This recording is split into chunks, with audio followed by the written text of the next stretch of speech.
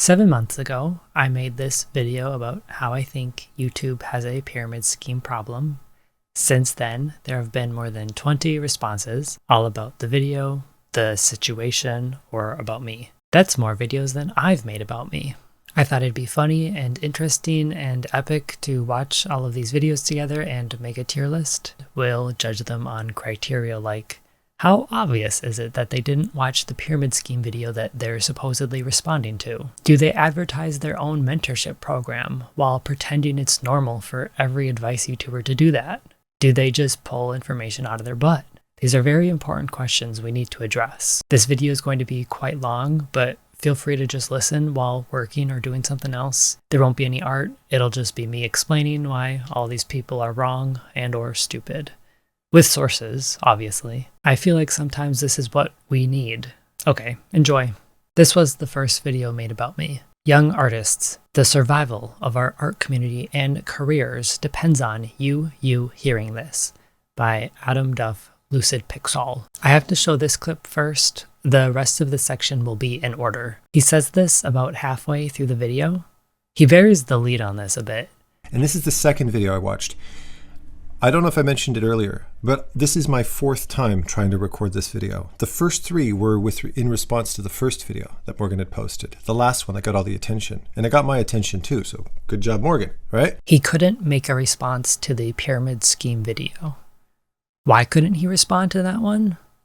No answer, but we get to know that he tried 3 different times, and after 3 attempts, now he's watching the video I posted after that. It's not MeTube, it's YouTube. This video is going to look like a response to the MeTube video, but everything he says builds up to the end, which is when he'll talk about the pyramid scheme video. So, without further ado, let's listen to this, and I want us to listen to this from the perspective of an audience that wants to get to know who this artist is, this content creator, who's been around for around 3 years or so. I'm not a content creator, and I'm not 3 years old. This is going to be a running theme. Me getting introduced as a content creator or a small YouTuber. I'm perfectly normal-sized. I want to make this very clear. I'm not those things. I'm a graphic designer, and all it would take is for someone to look at my website to figure that out. Anyone who introduces me this way hasn't done any research about me at all. I don't make my living from social media. This is not how I spend the majority of my time. So just to kind of recap what we've just heard, the artist, Morgan, who founded and creates content for this channel called Morg Design. So Morg is basically a play on Morgan's name. This is immediately after playing 2 entire minutes of my video. This is his takeaway. A very necessary explanation of how Morg is short for Morgan. Putting things into perspective, especially from a creator like me who's been on the platform for over 10 years, that 11 videos, which is how many videos Morgan had made up to the point before this one. So this would be the 12th video? Yes. If I've made 11 videos and then I make one more, I would have 12 videos. He's very good at counting. By the way, throughout his video, he plays almost all of mine. And what's worse, he plays it through his speakers, so the audio quality is terrible.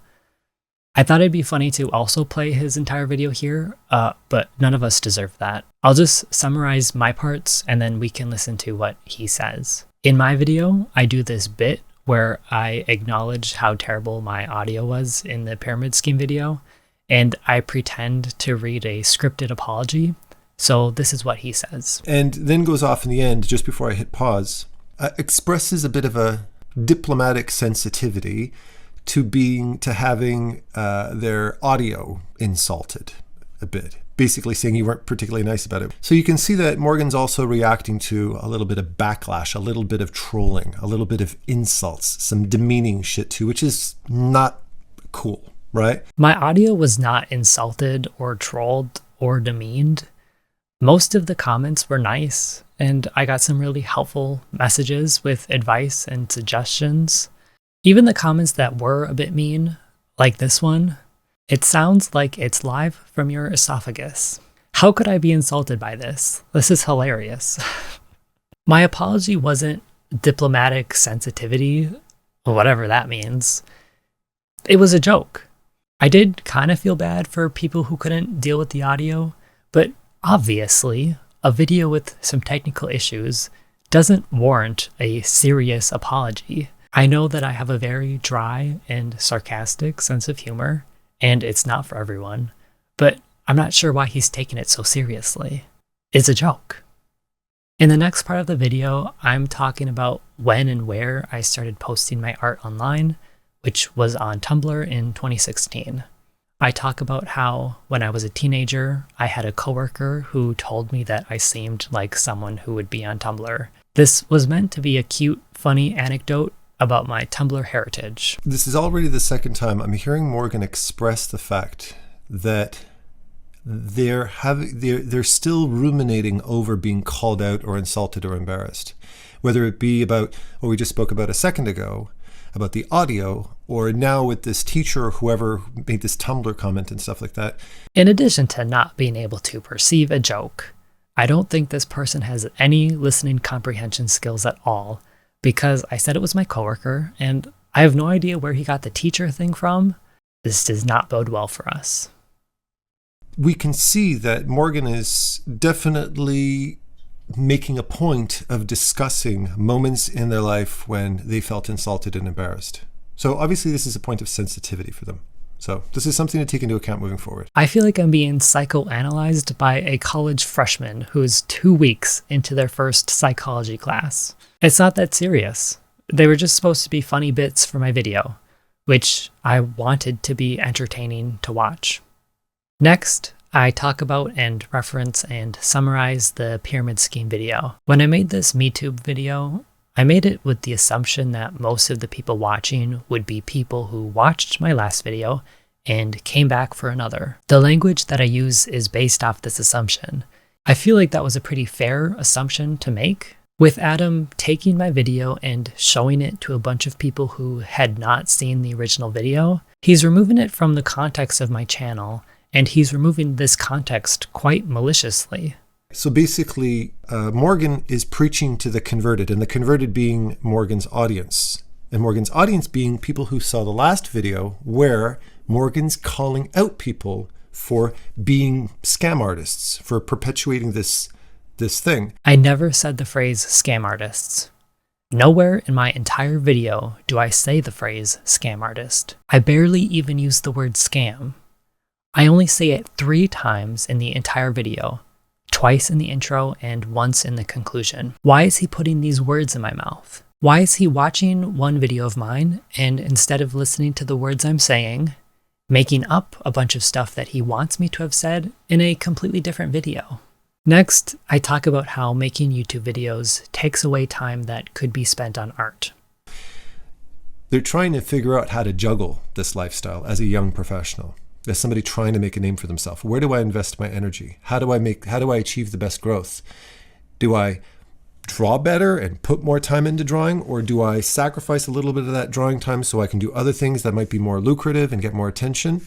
It is frustrating that he is continuing to perpetuate this idea that if an artist makes less art to instead put time and energy into YouTube videos, that would be an investment to achieve the best growth, and that it would be lucrative or attention-getting. This entire MeTube video is an acknowledgement that YouTube is not that. Only about 15% of YouTube channels are even monetized. So 85% of artists who start a YouTube channel will get absolutely no monetary return from the channel itself. Not to mention that it takes hundreds of thousands of views to really make any money. If artists would rather draw than make videos, there is no reason to make videos because YouTube is a terrible investment. YouTube is an investment the same way that buying a lottery ticket every week is an investment. It's not. And I find that what Morgan's doing, the great service that Morgan's doing right now in this video is expressing a real frustration. The value that Morgan has in this video is expressing a frustration from the perspective of somebody who's living it, not somebody who's remembering it, somebody who's in it, somebody who's knee deep in the trenches right now feeling this. So there's value in what Morgan's sharing right now. It's all about the value, isn't it?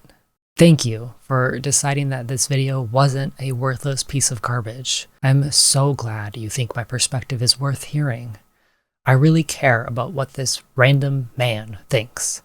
And I didn't think my opinion was worth listening to until he said that what I share has value. If this video is valuable because of its frustration, then logically, the pyramid scheme video would be even more valuable, as I was even more frustrated when I made that one. Look at this funny graph I made. Is there a correlation? Next, I talked about all of the different types of art videos I could make, but don't want to. I mentioned only being able to give advice about stuff I'm qualified to teach. Otherwise, it would be like teaching a digital marketing course right after taking a digital marketing course, and I do a triangle symbol. It's meant to be a cute little callback to the video that, I can assume most of my viewers have seen.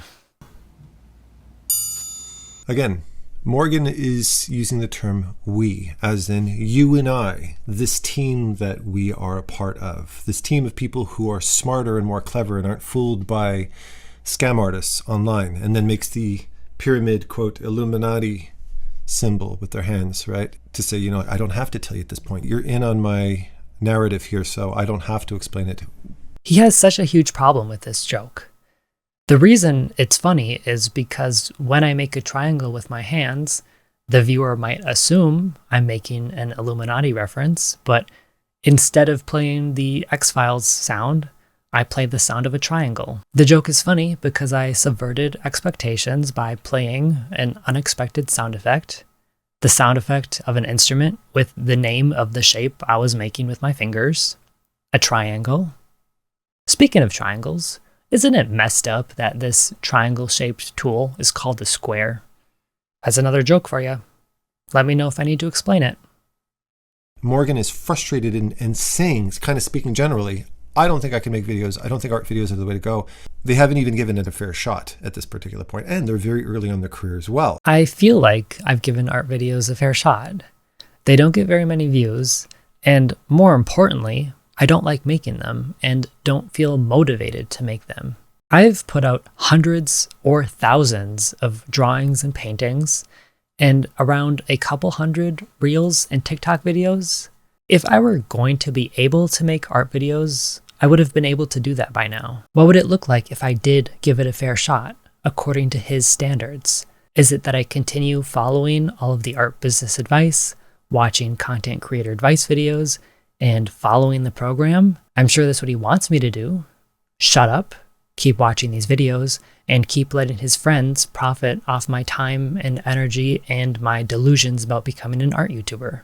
In the next section, I talk about some of my different projects, some of which were queer and disability related, and I imply that I am also queer and disabled. Okay, very important to highlight. Morgan is a member of multiple minorities. The queer community, disabled, etc. Meaning to me, just by hearing Morgan express that to me says that you're a member of multiple different communities that can be unfairly scrutinized, bullied, made fun of, etc. It's weird that his association with being queer or being disabled is scrutiny and bullying. It reminded me of this scene from Schitt's Creek. You strike me as someone who had a hard time in high school, as a euphemism for being queer, which is funny because it is in a sitcom and it's not real life. Coming out is hard. No matter how many times I come out, it never gets easier. As I make more videos here, I want to share more about myself with my audience, but there was a reason that I was vague in my video and I didn't explicitly list all of my identities and sexuality and all of my medical information. And even though I was vague, he still couldn't take the hint that this kind of information, it's my information to share. It does make me uncomfortable that he is outing me to an entire group of people who don't know me. For the record, a good or appropriate reaction to someone coming out to you is something like, "Thank you for telling me," or "I'm glad you shared that with me," or ideally, "Hey, me too," rainbow emoji, and not, "Hey everyone, look at this person who was probably bullied their whole life." So now that Adam has learned all about me, taking my jokes at face value, misinterpreting everything I said, and making sure everyone knows that I'm queer and disabled, we get to the part of the video where he starts the hostilities. But the reason I'm watching your video right now is for the worst possible reason. Because this very community that you want to reach out to, Morgan, to get to know you better, to get to know about your past and your life and your skills and your shop and your beliefs, is the very community that you just threw under the bus in the last video. You're allowed to have your beliefs, but in all of this video, all of these different beliefs and things that you've experienced and all these different challenges you faced. Okay, so that's why he made sure everyone knew that I'm queer and disabled. Apparently, that prevents me from criticizing anyone else, ever. Because only men and women are allowed to have critical opinions about other people, each other. If you're non-binary, can't talk shit about anyone else. Who knew? At no point did you stop to reflect on the fact that you took somebody else, a hardworking member of this community, drew up a narrative of them being a scam artist and defamed them publicly and got a lot of views doing so. My video was not defamation. If it were, he would have been able to make a response to it, and he would have been able to explain why I was wrong. He tried to respond to that video 3 different times and couldn't, and I think that that says a lot. Defamation is so easily proven with evidence, but instead, he reacted to a different video and is now lying about me defaming her, and he's doing the things that he's accusing me of. The artist that you threw under the bus is an artist who's been dealing with hardship since the beginning of her channel. And you, Morgan, publicly humiliated and even went as far as poking fun at some of her little mannerisms. Like you put on a pair of glasses and kept commenting about the fact that she's always playing with her glasses all the time. And talked about how distracted you were. In my video, I showed one supercut, and then there's one shot where I'm wearing glasses while doing a bit. I didn't say anything about the glasses. I didn't comment on the glasses. I didn't talk about being distracted. I said no words related to playing with the glasses. He's making that up.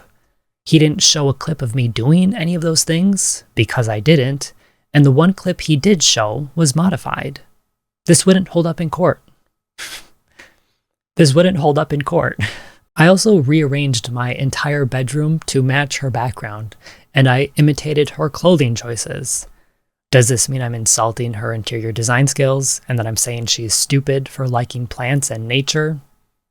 Obviously not. If you thought of maybe reaching out to the community members, maybe fellow artists that had a bigger name, actually reaching out to them and saying, hey, could you give me some advice on how to build my channel because I've been at this for 3 years and I'm really getting frustrated. Bold of you to assume that I have any respect for what she says anymore. But yeah, I could have asked Kelsey for advice, even though she would have probably just encouraged me to buy one of her products, or to pay for a workshop, or to pay for mentoring, or to buy her book, which is not a book. It's just a really long PDF. You know, I'm very conceited. We all know that. But thinking that I'm entitled to her time or advice without paying her is beyond even me. But what you've done, the damage it's caused you and the potential damage it could cause the community is not worth the cost unless you're completely oblivious to the impact that your actions have. Number one, you backstabbed a hardworking member of the community. You made fun of her studio. You made fun of the volume of painting that she produced, even though the skill level of her paintings are very high tier.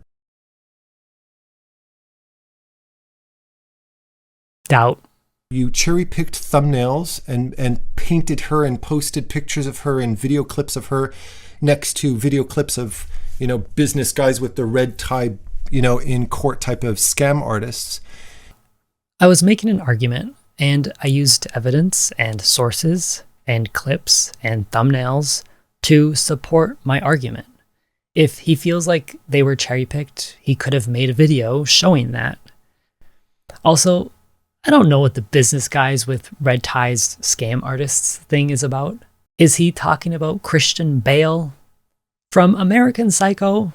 This is just what my recommended feed looked like when I used to watch a lot of Kelsey's videos, and what it looked like when I was doing the research for the pyramid scheme video. I'm going to do something for you that you have not yet learned you need to do for others as well.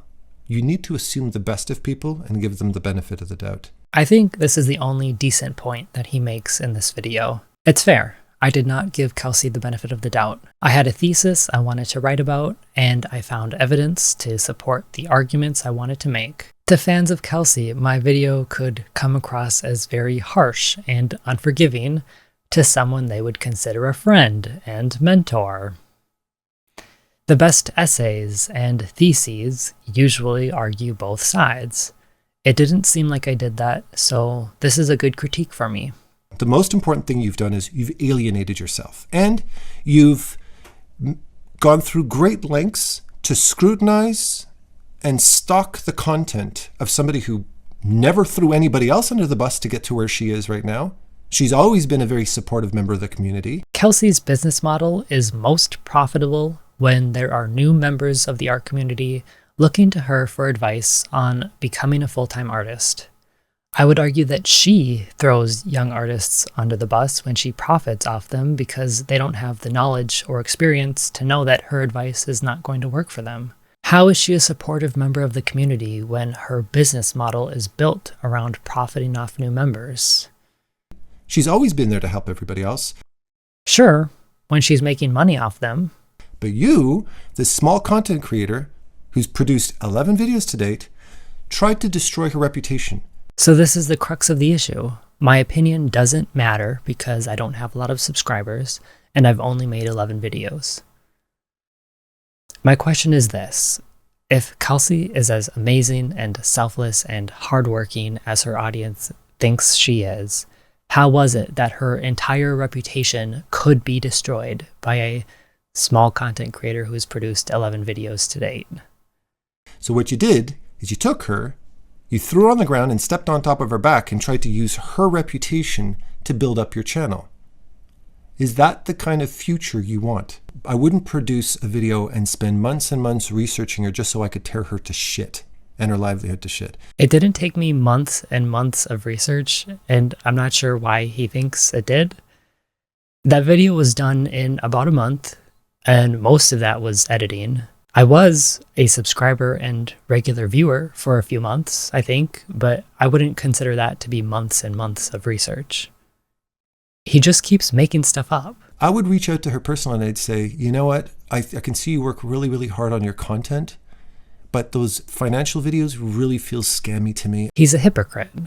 He looked through all my videos. He tried 3 separate times to make a response video.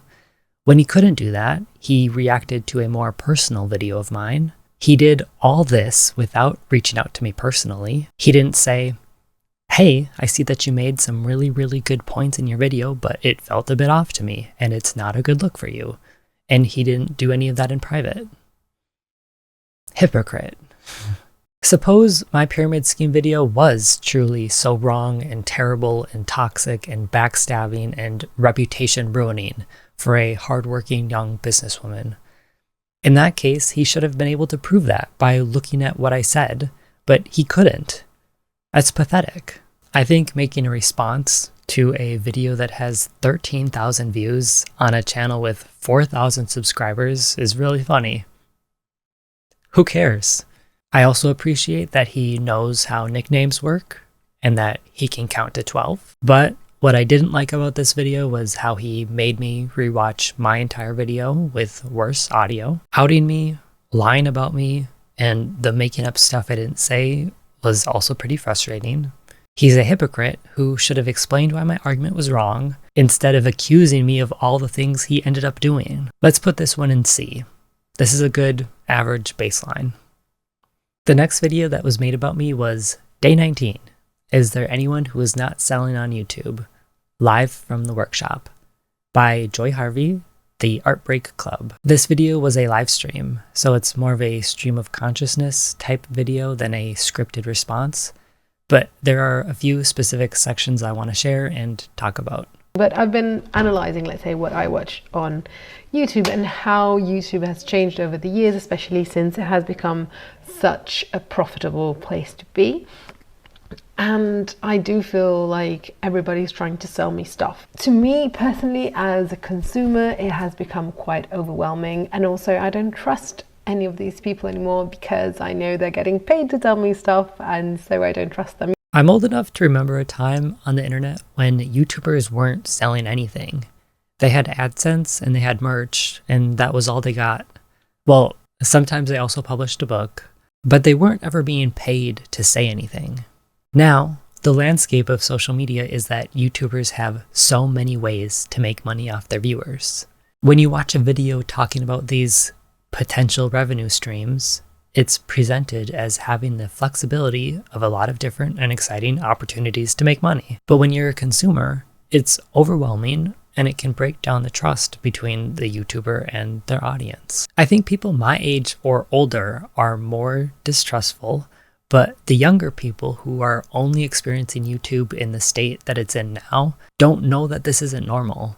And they don't really understand the dynamics of someone you see as a friend being paid to tell you stuff.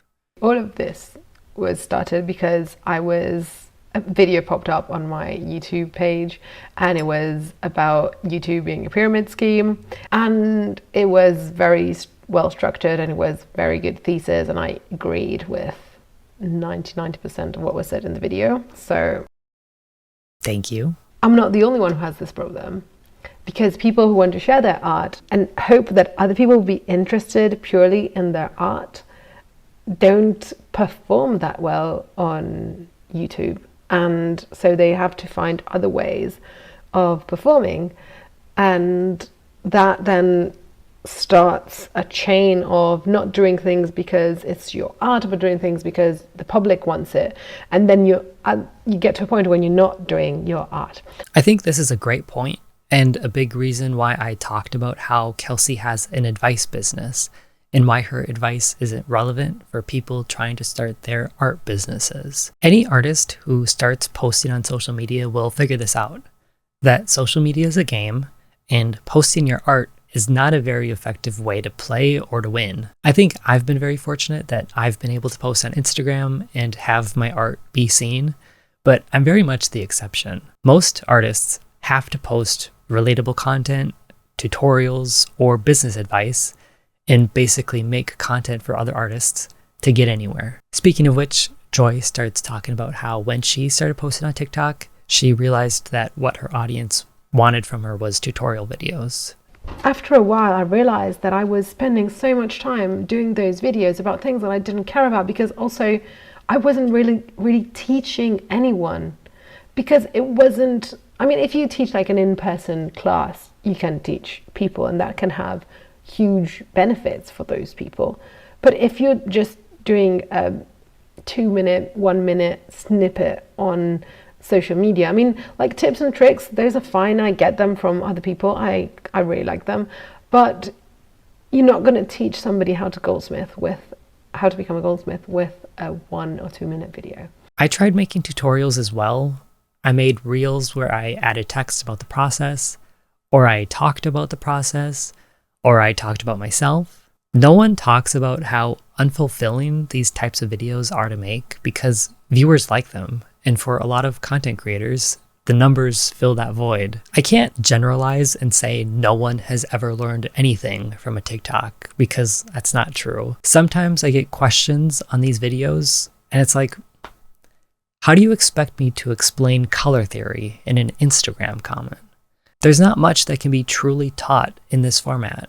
I'm just a bit like sorry that this is the landscape that exists there, and that so many people are happy to prey upon people who are starting their own business, or people who are starting their career in art, which is absolutely one of the hardest fields to be in. It's so competitive and it's so much of a privilege because it has little to no stability. It's a very vulnerable community, and I'm sorry that there are so many people who are willing to prey on that vulnerability.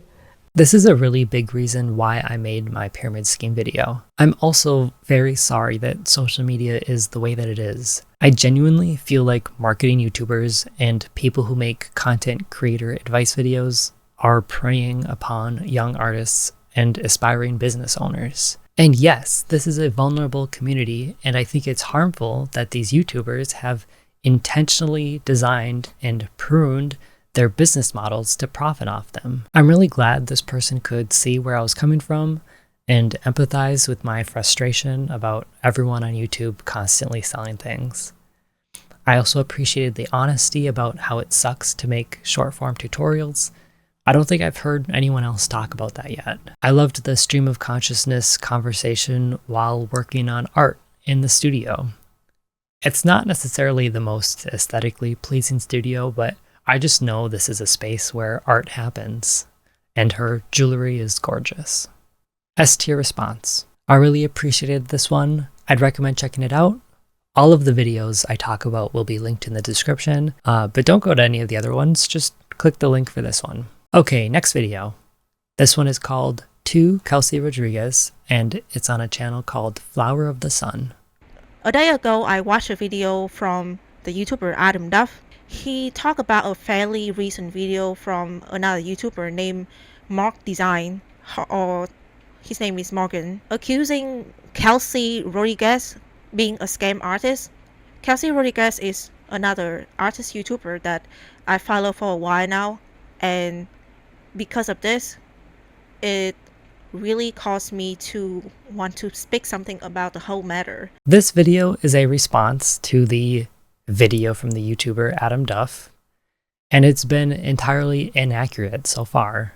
1, I'm not a YouTuber. 2, wrong pronouns. 3, my video was not accusing Kelsey. I talked about 4 different people in my video. And 4, I never even said the phrase scam artist. This person didn't do any research about me. She didn't watch my video. So Adam explained and analyzed Morgan's video very well, in my opinions, and very fairly as well, and with very sympathetic attitude. So he explained Morgan's point of view before he actually criticized Morgan's. We just looked through Adam's video, so we know that he didn't explain or analyze the video in which I supposedly called Kelsey a scam artist. He showed and responded to an unrelated video and then ranted about the pyramid scheme video. I'm not sure how he could have explained my point of view with a very sympathetic attitude without referencing or even just referring to the original video where I talked about my point of view. If you want to hear the critics to Morgan's video, please visit Adam's video, which I will link down below. Adam's video is linked and credited because apparently everyone should watch his video. Not the original video though. To be fair, I wouldn't link a video I hadn't watched, so I understand why this person didn't link mine. Adam didn't link or credit my videos either. I can only think of one reason why they wouldn't encourage their viewers to watch the original and form their own opinions about what was said in it. It's because they know they're wrong. They have opinions and motives unsupported by the facts. They're hoping that their viewers trust them implicitly and don't ever figure that out. That's enough of this video. This person hasn't even seen the video they're commenting on, and all they know is what Adam made up about me.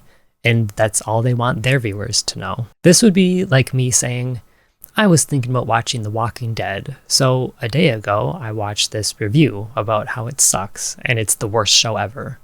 It analyzed the show very well and very fairly and explained the showrunner's point of view. I'm going to make a 10-minute video about how The Walking Dead didn't deserve to win the Astra Award for Most Outstanding Drama in 2015 over my favorite TV show ever. I would be giving an uninformed opinion, and that would be stupid and a waste of time. D tier. It's worse than Adam's video, but more out of ignorance rather than malice, I think. Next video is from a channel called Ruby's Trinkets. Are YouTube artists scams? ? Analyzing and discussing my thoughts on the YouTube artist scam situation. YouTube artist scam situation is crazy. Now, I'm not going to use the word pyramid scheme moving forward. I honestly see the connections Morg made. I see how the word recruitment resonates with them and how it can seem like these creators' business model relies on them pitching their lifestyle to aspiring artists who may be inexperienced. But multi-level marketing is a serious accusation and it doesn't quite fit the situation. I have a problem with this statement. She says multi-level marketing is a serious accusation.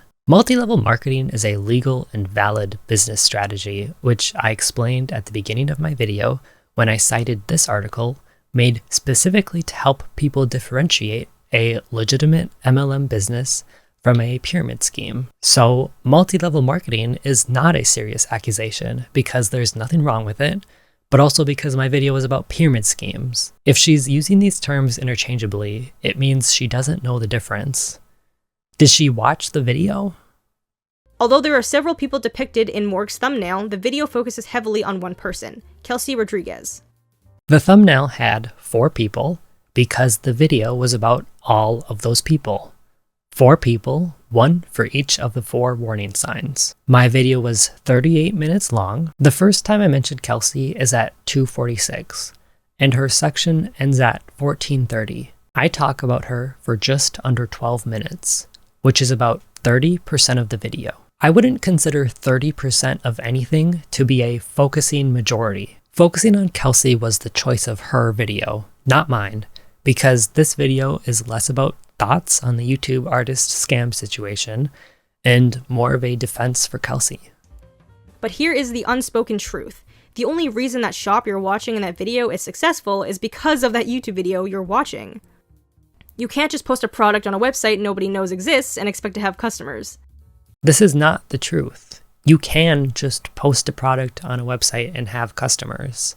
That's what I do. I have a shop that I rarely advertise. Yes, I have links on my social media platforms, but because of Etsy's affiliate program and their various analytics, I know that most of the sales I make are not because of me. This is wrong, and you don't need YouTube to get customers. Even having views on YouTube doesn't always mean sales. I watched Kelsey's video, How to Launch Your Art Career, in 2024, and it helped me a lot with understanding what this path would bring. I also made mistakes. Despite being told by the video to prioritize building an audience through advertising, social media, and creating content, I tried to skip the step because it didn't really interest me. If someone is interested in art and eventually starting an art business, advertising, social media, and creating content should not be the step that they focus on first. Improving your art skills should be the focus because good art and good products sell themselves.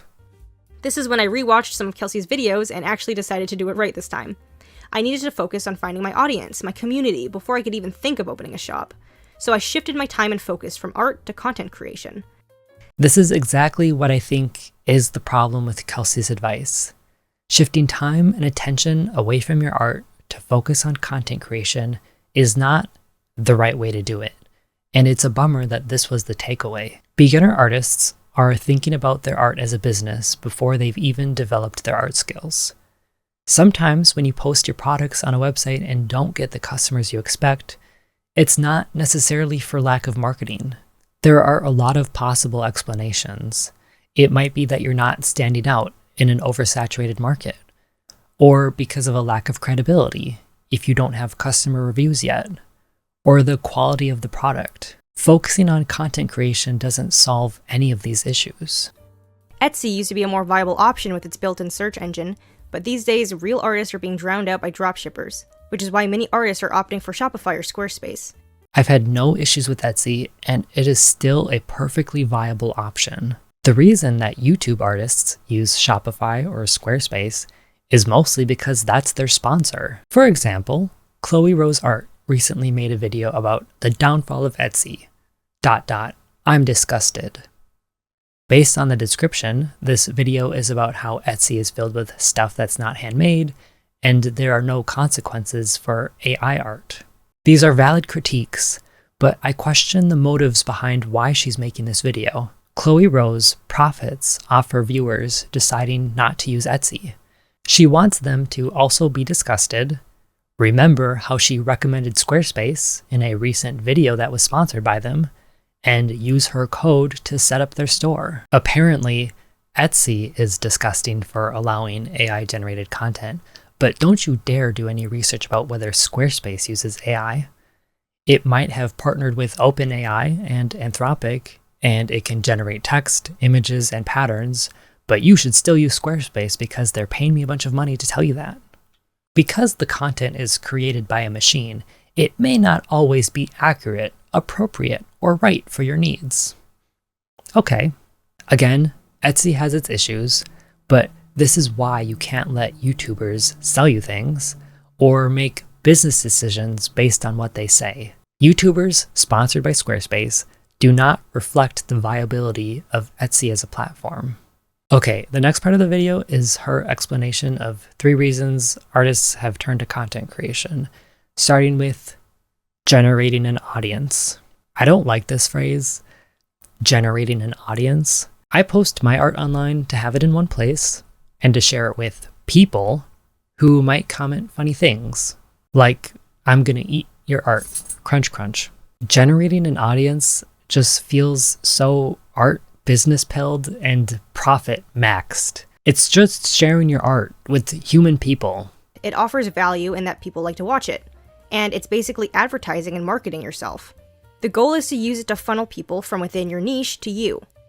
You are gathering all these people who are interested in the kind of content you make, and more than likely, some will be interested in the kind of art you make. Kelsey makes content about business advice and then sells courses and mentorships about art business advice. Yes, I'm sure that some people care about her art, but 95% of her business model has sidestepped the idea of people caring about her art. This is the reality of making advice and business content, is that the audience for that, which is mostly young artists, is not the audience for what she paints. Again, sometimes there's some overlap, but the audiences for content and art are different. A few minutes dedicated to a brand that is paying that artist, paying them money that allows them to keep being an artist and keep creating this content that you're watching and enjoying for free. Yes, the work it takes to make these videos and do these sponsorships isn't directly correlated to making art, but it funds the art business, it contributes to it. This sounds like the rhetoric around working a full-time job. Work a job to pay the bills, and then you can afford to live and make art. It's fine that Kelsey makes money with YouTube, and working a job doesn't negate the fact that she likes to paint in her free time. But it doesn't suddenly make what she's doing a full-time art job. I feel like there's also an unfair judgment put on Kelsey, because a vast majority of the successful artists you see on YouTube do this exact model, just like she is. The only difference is that the content they're creating is a different niche. Yes, that would be the difference, is that Kelsey is making different videos from all of the other artists on YouTube.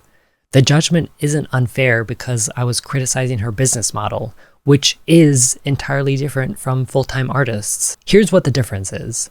Artists make studio vlogs, day-in-my-life videos, and sketchbook tours to show their art and advertise their shops. They might also have ads or sponsors, but they make art videos to advertise their art. What Kelsey does is that she makes videos about business and productivity, and then she advertises the paid advice. Her business model doesn't rely on her continually making and sharing art, because she doesn't. She just needs to make enough art to seem like an artist. Kelsey's videos are in the business and mentorship niche. She even calls it entrepreneurship herself. It's a different kind of video, but it has the same goals: create an audience, monetize, and get brand deals. The value in studio vlog content is that it's entertaining. The value in Kelsey's content is that it's giving you advice.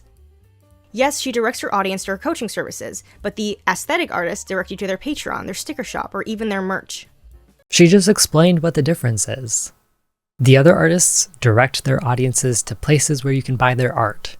Kelsey's goal is for her audience to buy her advice, because they believe it's exactly what they need to become a full-time artist. At any given point in time, the thing that Kelsey is advertising the most is not her art, but her business advice. When these people make a YouTube video and title it, "What I Make as a Full-Time Artist," and then they share that the vast majority of their income doesn't actually come from their art, but from their content creation and courses, it can feel misleading. Feel misleading? She's downplaying my frustration, like I'm being super emotional or dramatic. Like, I'm sorry you felt misled. I made a video with 40 minutes of very specific critiques, showing that the way she presents her business is misleading. And it's not even just misleading, it is intentionally deceptive. I went to art school, not business school, so I really value and seek out business knowledge where I can, because it's something I don't know, but I need to learn. And think about why Kelsey focuses on the business side of art business, because that's the side that many artists, like myself, are lacking the knowledge and expertise in. She focuses on the business side because that's what's profitable. She can't make a living off her art, But because there are a lot of artists online, and artists like Ruby watch her videos, she's figured out that it's easy to sell business advice. It's easier to sell business advice than her own art. I don't think it's a scam to claim that anyone can be successful, because technically anyone can do anything. I don't think it's a scam to claim that anyone can be successful, because technically anyone can do anything. Huh? If you genuinely hate the coaching mentorship niche and you don't believe these people are full-time artists, then that's your belief. You can avoid their channels and not buy their products. A classic example of, if you don't like it, leave. I can critique the content I consume, and it's not up to Ruby to dismiss my concerns. My opinion matters because the problem wasn't solved just because I stopped watching her videos, and other people can benefit from hearing my thoughts and experiences. I actually considered buying her workshop, and it would have been a giant waste of my money. There are young artists following her advice, and even if they don't buy anything, it's going to take them years to unlearn her rhetoric and messaging. I wanted to do something to try to de-influence them.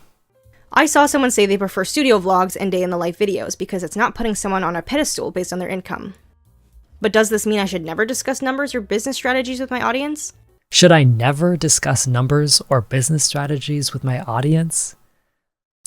Another business-pilled sequence of words. If someone wants a legitimate art business, no, they shouldn't talk to their audience about business strategies. That's weird. If someone wants to sell business advice, like Kelsey, and continue the pyramid downward, yes, they should talk about numbers and convince their audience that they should also start their own businesses.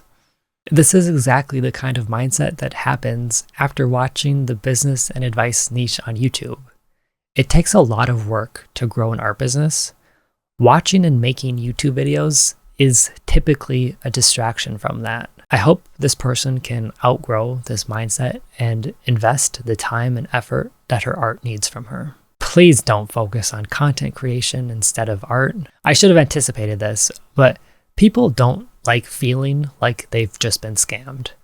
It makes sense that someone who believes in Kelsey's business would be defensive. She's repeating the message that she wants to be true. I know the feeling, but hopefully she can do some critical thinking about her business. One final thing, I've been going to a lot of art markets this past year, and I keep seeing mushroom trinkets everywhere. And I can appreciate the mushroom game. It's real. Everyone's making them. I'm going to put this one in B. I disagreed with most of it, but she's only repeating what she wants to believe, and it's hard to blame her for that. Our next video is from Duff, LUCIDPIXUL. Again, it's called It's Time for Our Beautiful Art Community to Steps Things Up a Notch. This video might not seem like it's about me because of the thumbnail, the title, the description, and how it starts, but just stay with me for a bit. And a reality that we need to face, that we haven't really acknowledged to date, is the fact that the world in almost its entirety has, in many ways, moved online, hasn't it? This is a very chronically online take. Art YouTubers love to pretend that social media is so important to being an artist, but it's really not. I used to feel like this, but I've been putting in the effort to start connecting with my local art community. I've been going to art fairs, vending at art fairs. I painted a mural at a new art center, and I've been displaying my paintings in a gallery at that art center. I'm going to have my first solo show later this year. I've talked to so many people face to face about my art recently.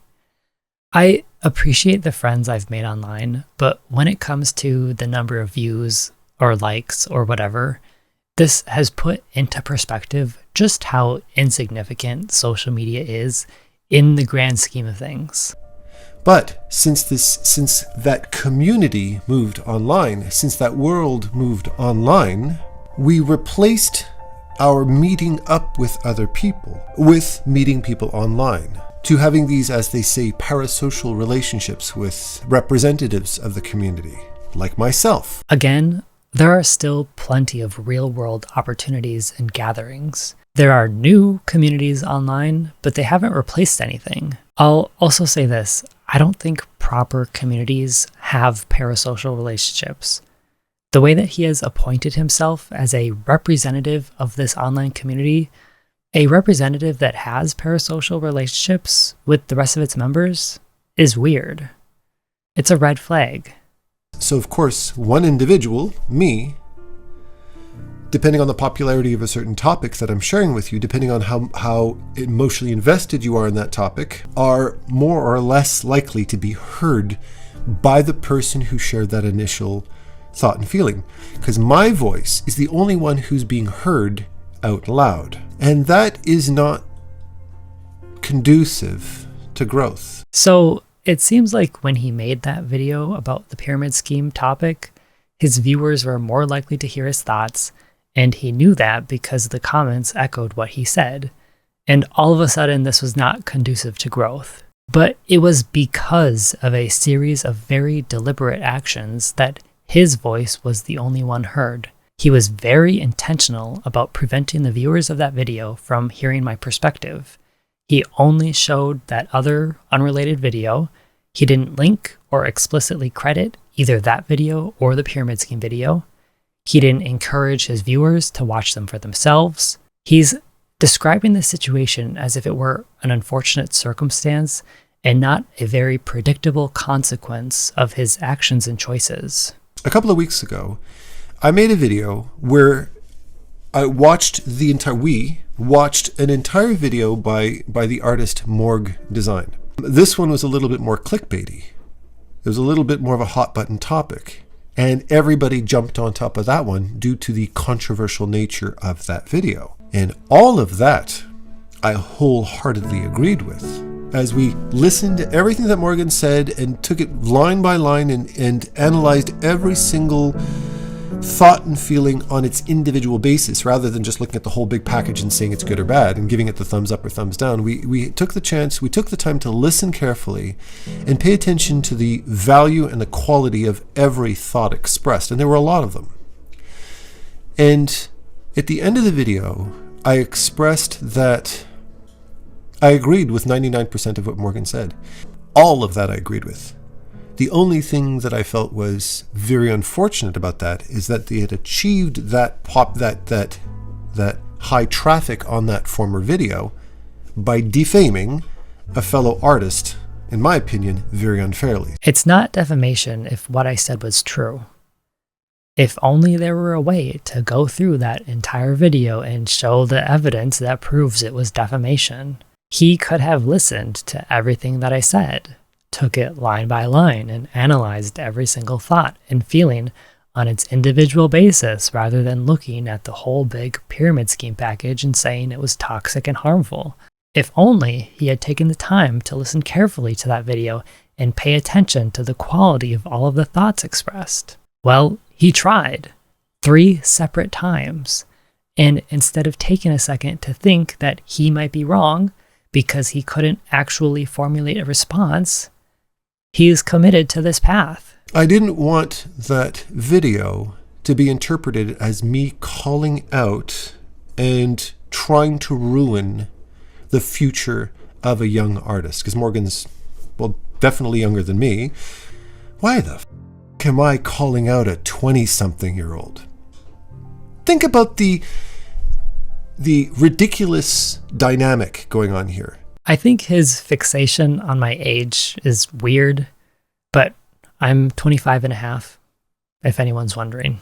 My video could be interpreted as me jumping into the ring with somebody half my age and pulling a power trip on them and calling them out for being irresponsible or immature, as if we're both on equal playing ground and I'm the arbiter of their career. I agree with this. We're not on equal playing ground, but not for the reason he thinks.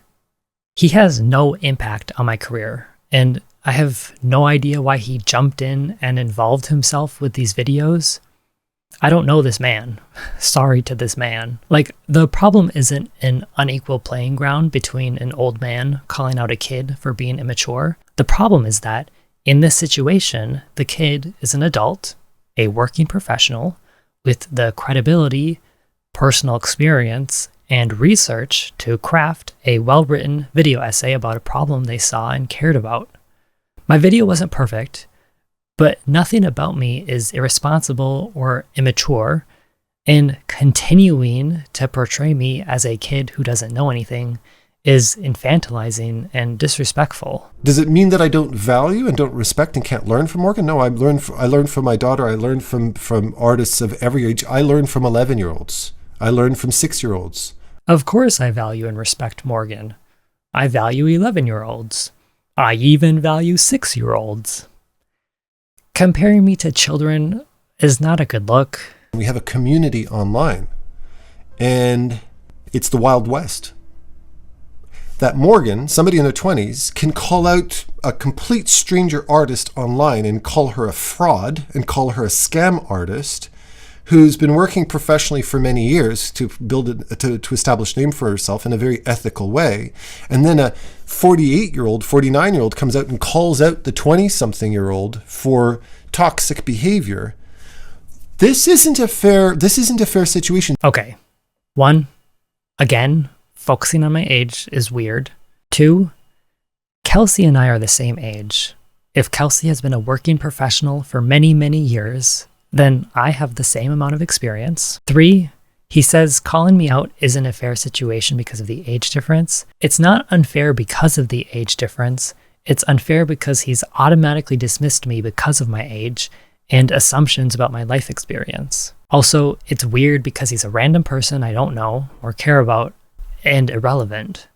We have an online world without any online management. We don't have online parenting. We don't have online leadership. Call it whatever you will. I'm not claiming to be anybody's mommy or daddy. Gross. When I got myself caught up in the whole AI controversy because I jumped to the defense of my friend Ergo Josh, who was playing devil's advocate when it came to AI art. There is a pattern of behavior with this man. When his fellow content creator friends make problematic videos, he likes to jump in and then gets in trouble with his audience for it. But he still hasn't learned. How many times does this have to happen before he has some self-awareness? Now my lack of responsibility is impacting the lives of others. And before any of you who are in the comments say, whoa, Adam, stop painting yourself as being some kind of a godly figure. I didn't choose this role. That role was chosen for me. Do I need to explain that he is not a god, even though he thinks he's been forced to be one? What kind of a leadership figure, what kind of a father figure could I be for younger artists? If the moment that they f up, I tell them I kick them out of the house. You screwed up, 1 strike, you're out, get out, you're done. No, I don't feel that, and I don't wish that on Morgan. He doesn't have any authority over me. He's not my mommy or daddy. He's not my god. He's not a father figure to me. He's not any kind of leadership figure. Oh boy, I'm so relieved that he decided he doesn't want to kick me out of the house anymore. But why does he think that's even something he has the power to decide? Imagining or fantasizing about this authoritative relationship over me is weird. Also, I have to say, considering the fact that he knows I'm queer and he went out of his way to talk about it in the other video, the kicking out of the house metaphor is diabolical. I'll put some statistics on the screen. This could have been just an unfortunate choice of words, but I'm finding it hard to come up with a reason for him to have said this. Morgan had posted a video and then the mob was after them. But when somebody says something that's controversial, if somebody says something that's a hot button topic, why is it the online community's instinct, reflex to ruin, destroy, defame, exile? Why do people do that? He thought my video was terrible, controversial, and a hot button topic. His reflex was to destroy, defame, and exile. That was not the response that I got from the online community. I got a lot of supportive comments on that video, and I would say a generally overall positive response. The negativity only started after Adam made his first video, and then the negativity was renewed after this video. I can't show all the comments, but I think the best source for that claim is the fact that The pyramid scheme video has a better like to dislike ratio than the video he reacted to. I can't imagine why people would have disliked the MeTube video if not for his reaction and his rant at the end of it. The only reason I'm talking about Morgan right now is because Morgan did exactly what they intended. They rattled a cage, they got attention on themselves, and now somebody with a larger platform is talking about them. But I won't. He has no way of knowing what my intent was. It makes no difference to me that somebody with a larger platform is talking about me if I don't respect or care about them. I don't place much value on the size of his platform if the way that it's used is disappointing. His video about me isn't the prize that he thinks it is. So what does this teach us? Is the healthy lesson from what Morgan's done is, if you want to get attention, do something to piss everybody off and then apologize for it. Well, that's been the formula for a lot of people out there, all the Paul brothers. He also compares me to Andrew Tate and Jordan Peterson. All these losers, these idiots who try to pretend to be authoritarian figures, but are in fact the most narcissistic, toxic morons on the planet. They don't have a balanced mindset to be able to properly parent. Yet they're trying to be parental roles. Is this coming from the guy who just said he wasn't mommy or daddy, who thinks he was assigned to be a godly figure, and talking about the kind of leadership figure he wants to be, the kind of father figure who has the power to kick kids out of the house, but chooses not to? If he had any self-awareness at all, he would realize that he is the narcissistic, toxic moron without the balanced mindset to properly parent. But of course, the narcissistic, toxic morons never have any self-awareness. Otherwise, they wouldn't be narcissistic, toxic morons. F-tier response. Next video is from Kelsey. Am I actually an artist? A few weeks ago, a creator named Morgan, aka Morg Design, made a video accusing me of running a pyramid scheme and argued that I don't make enough art or enough money from my art to call myself an artist. I'm not a creator, and that's not what my video argued. My video was about the 4 warning signs of pyramid schemes: making unrealistic promises about artist income, having to rely on recruitment, coaching, and workshops to make money rather than the product itself, using emotional and manipulative sales tactics, and benefiting from people buying more advice than they need, in a metaphorical sense. Kelsey was one example of a YouTuber with a business model with these red flags. But sure, taking one part of that video, the part where I saw that her business is built on advice and not reliant on her making or selling art, and pretending that that's all the video was about, is a great way to deflect the entire thing. I want to make this video in part because the accusations Morg made against me are pretty serious and harmful. I think her business practices are very serious and harmful, but I'm curious about how she'll explain, address, or respond to these accusations she just mentioned. Please do not send any hate to Morg Design. I don't care what your reason is, I don't want you to do it. I think their video was made from a place of sincerely held belief, and though I don't agree with the argument they presented in their video or the conclusions they made about me, my work, and my intentions, I hold them no ill will. Please do not send any hate to Kelsey Rodriguez. I don't care what your reason is, I definitely don't want you to do it. I think her channel was started from a place of a sincere desire to share her art, and though I don't agree with her business strategies of selling the dream of becoming a full-time artist, I hold her no ill will. This is the first video of theirs to have gone viral like this, and I remember when one of my videos went viral for the first time and hit these numbers, it was the most attention, positive or negative, I'd ever received in my entire life. This was not my first time going viral, but thank you. Can always rely on Kelsey to be condescending. But Morg's video has affected me and my community enough, and it's large enough now that I think it merits a response. But I don't want to add to this stressful experience for them. I am not going to be clipping their videos. I don't care if she clips my videos or not, but it is frustrating that she's going to be able to misrepresent my entire argument under the guise of caring about the stressful experience of a video getting a lot of attention. I'll tell you what is stressful: when someone misrepresents your argument because they refuse to reference what you said. In their video, Morg accuses me and several other creators of running pyramid schemes. Let's try and figure out what they mean by that.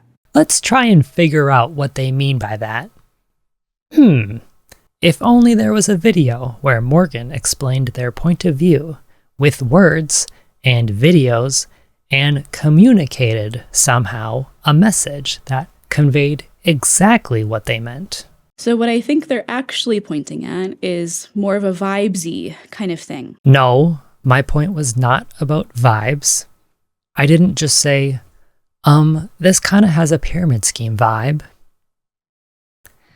In my video, I articulated exactly what I meant. For example, my first major complaint was how she said that I could expect to earn $10,000 a month if I followed her advice.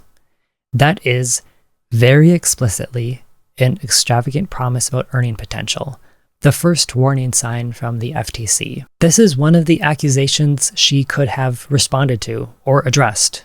Instead, she goes on to explain how she has lots of positive testimonials and hundreds of positive comments because no pyramid scheme has ever had positive reviews before. They took my advice and they got results. I have helped prominent creators in this community better navigate brand deals to get paid what they're worth. I've helped people make their most popular YouTube videos ever. She's helped people make their most popular YouTube video. Cool. Is this person making $10,000 a month, like Kelsey said they could expect to make? But to say that my advice never helps anyone or provides no value is just not true. I never said that her advice has never helped anyone ever. That would be a very absolutist statement to make and is so easily proven wrong. If Kelsey says she is regularly getting thankful messages from people who presumably are also making $10,000 a month from their businesses, then I must be wrong about the entire thing. If I am a pyramid scheme, it's one step tall, one level deep, and that's not what a pyramid scheme is. That's called a business, guys. This can't be a pyramid scheme because it's short. I didn't realize there was a height requirement for pyramid schemes. And I do have proof that her pyramid scheme is more than one step tall. Remember this clip for later. We're going to come back to this. I've never personally interacted with Morg either in person or online, to my knowledge. Unless they have an alt account, they've never left comments on any of my videos, never spoken in my community Discord server despite being a member, and as far as I can tell, they've never purchased anything from my online shop. I'm confused about how they're able to so confidently accuse me of running a pyramid scheme and scamming my audience, when as far as I can tell, they've never tried any of my products or been an active member in my community. I will say, just like 99% of every community online, I'm a lurker. I don't think there's anything wrong with being a lurker, and I don't see why that would have anything to do with how effective her advice is. Is she saying that watching her YouTube videos is not enough to learn her business advice? And it's my fault her advice didn't work for me because I didn't buy any of her products or comment on any of her videos? Morg, of course, had no responsibility to reach out to me before making these really public claims, but I can't help but wish that they had. I would have been so willing to connect them with past customers and hear out their constructive criticisms in private. Kelsey, of course, had no responsibility to reach out to me before making this video, but I can't help but wish that she had. Yeah, I couldn't afford to reach out to Kelsey. I'm a struggling artist / graphic designer trying to make a living, and unfortunately do not have thousands of dollars to spare for a meeting. But seriously, my message was not for Kelsey or for any of the other YouTubers I talked about. It was to spread awareness and to help people look out for these warning signs and other channels. Even if I did email Kelsey and she suddenly changed her entire business strategy just because I asked, that doesn't change the fact that she has an extensive catalog of evergreen content, as all YouTubers explain that videos are. All it takes is for a viewer to watch one video to get recommended the rest of her videos, or an endless list of similar content anywhere else, which was what I talked about in my video. This content is dangerous, filled with questionable advice, and it's all effectively a giant waste of time for anyone actually trying to start a business, in my opinion. I don't want to minimize the effort they put into their video. Videos take a ton of work. I will be the first to say that. But I would have personally put more due diligence into verifying some of the claims they made before they posted this video. Accusations like this can be really harmful for a small business. I did my due diligence. I included clips, quotes, and sources. I know that my video wasn't perfect, but I can't think of a single accusation I made that wasn't supported by evidence. If she says that my claims were unverified, she could be specific and elaborate on that. But I guess she'd rather respond to the vibes of the video and not anything specific.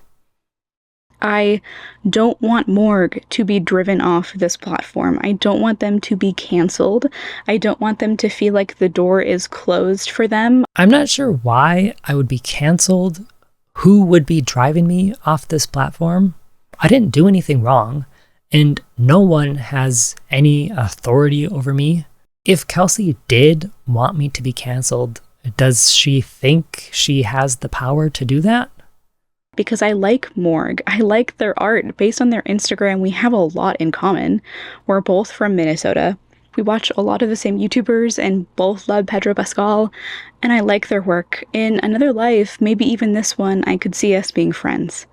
And I feel bad that they posted their art on this platform and didn't get the reception that they wanted. I think friendship is about more than being from the same state or liking the same YouTubers. Shared interests are usually how I find friends, but friendships only last with people who share my values and have the same sense of right and wrong. The pyramid scheme video was not because I posted my art on YouTube and didn't get the reception I wanted. It was because I've always been the type of person to speak up for what I believe in and make the projects I've been called to make. No one in my life was surprised about that video. They thought it was interesting and funny. Kelsey doesn't know anything about me other than my fan art, which I love my fan art, but I'm so much more than that.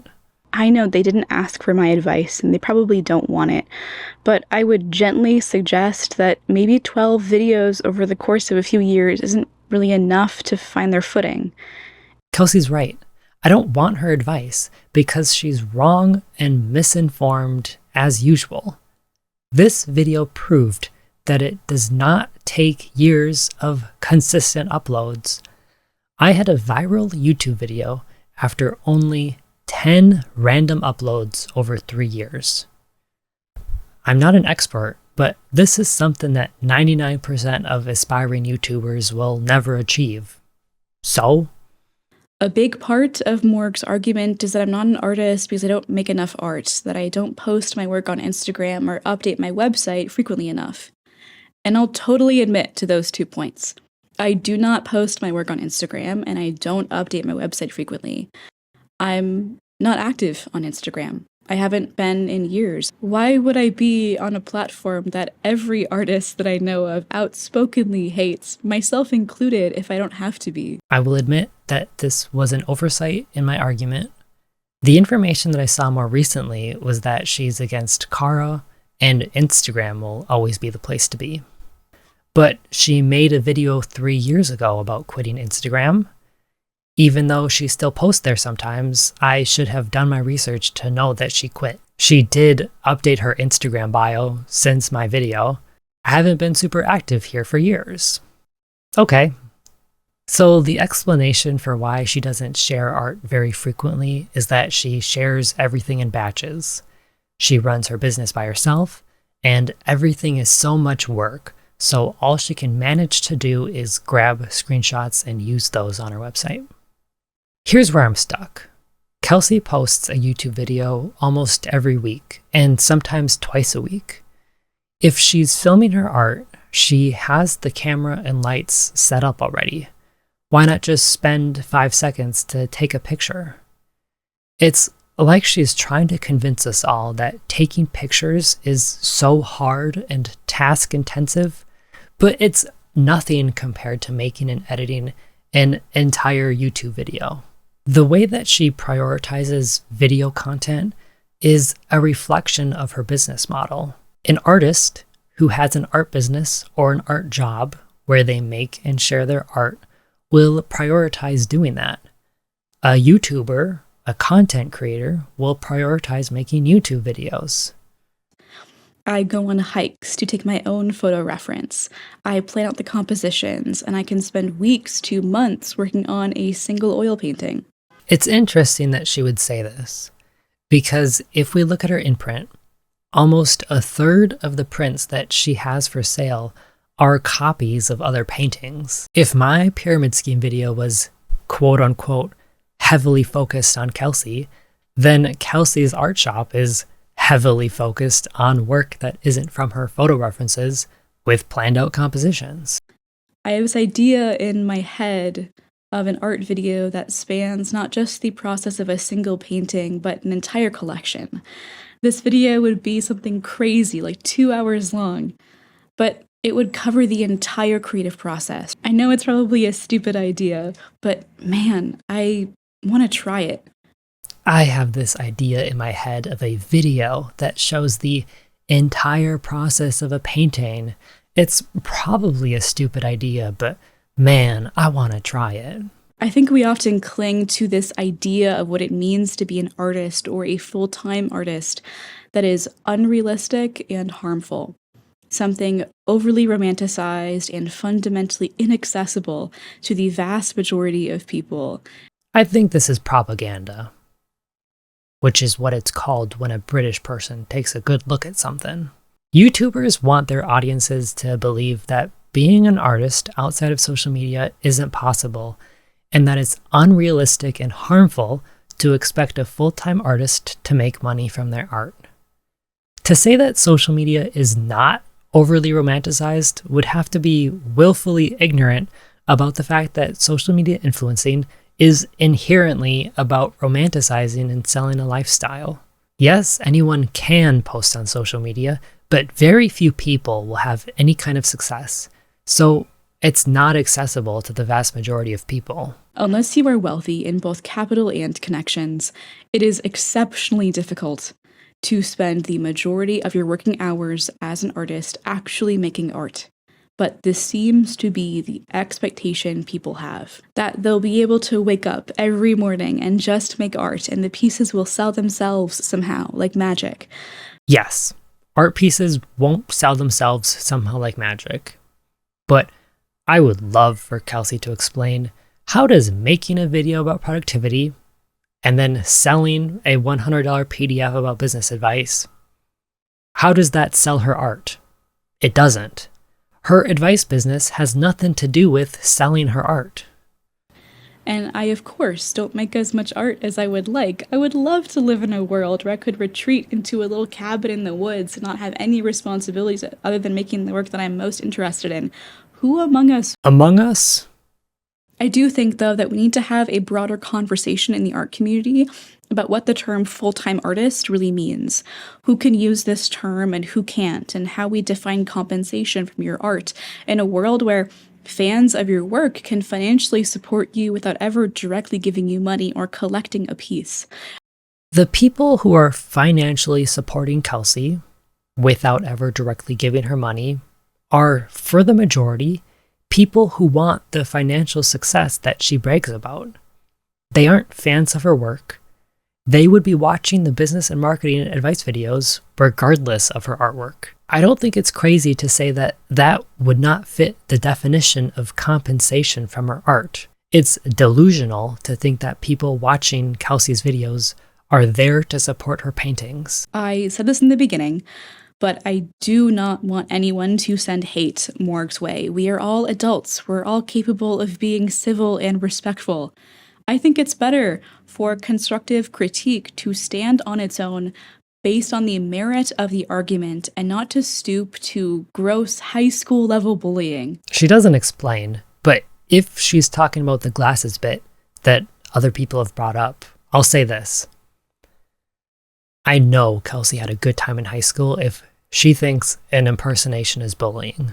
I think it's better for a response video to stand on the merit of addressing the accusations that were made and not stooping to gross misrepresentations of my video. If the accusations I made were truly serious and harmful, she could have explained and done that by referencing what I said. Instead, she responded to the general pyramid scheme vibe with the condescending and patronizing tones that she loves to use.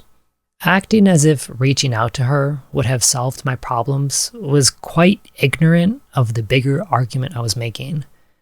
Telling her viewers that I didn't do my due diligence and that this video was only because my videos don't get a lot of views, as well as the unprompted advice about the views, which was both unnecessary and unhelpful, was incredibly dismissive. I do, however, love the delusion that her viewers care about her art, especially when they're just copies of other, better paintings. I know that this response wasn't meant for me because it didn't address anything I said. Not that I expected or wanted a response from her, but this video was clearly about reassuring her audience rather than explaining or responding to the accusations. In this kind of pyramid scheme situation, inventing fake arguments that are easy to dismiss is a much better strategy than making your recruits aware of the criticism. In that sense, this video served its purpose. D-tier response. While we're responding to Kelsey content, I want to show some clips from one other video of hers. Before she made the official response video, there was a video called Oops, BRB, I'm changing my entire business plan. Melting emoji. I wonder why she might be changing her business plan a couple of weeks after someone publicly criticized her business. I think this was an unofficial response for a couple of reasons. She references points I made in my video, like how she's only posted 6 times on Instagram in the past year, and she rarely updates her website. The other reason being this comment on her video, hey, there's an audio issue. Also, is this a response video? Oops, my bad. Hopefully the audio's fixed.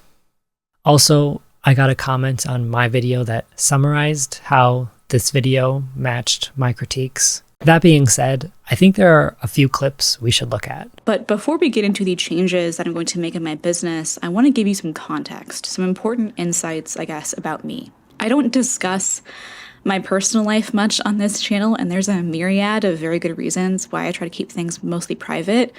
But I realized that without this context, my focus of business and marketing, especially when it comes to art, can feel unartistic or even inauthentic. She talks about some personal and financial struggles, which I'm not going to relay or comment about.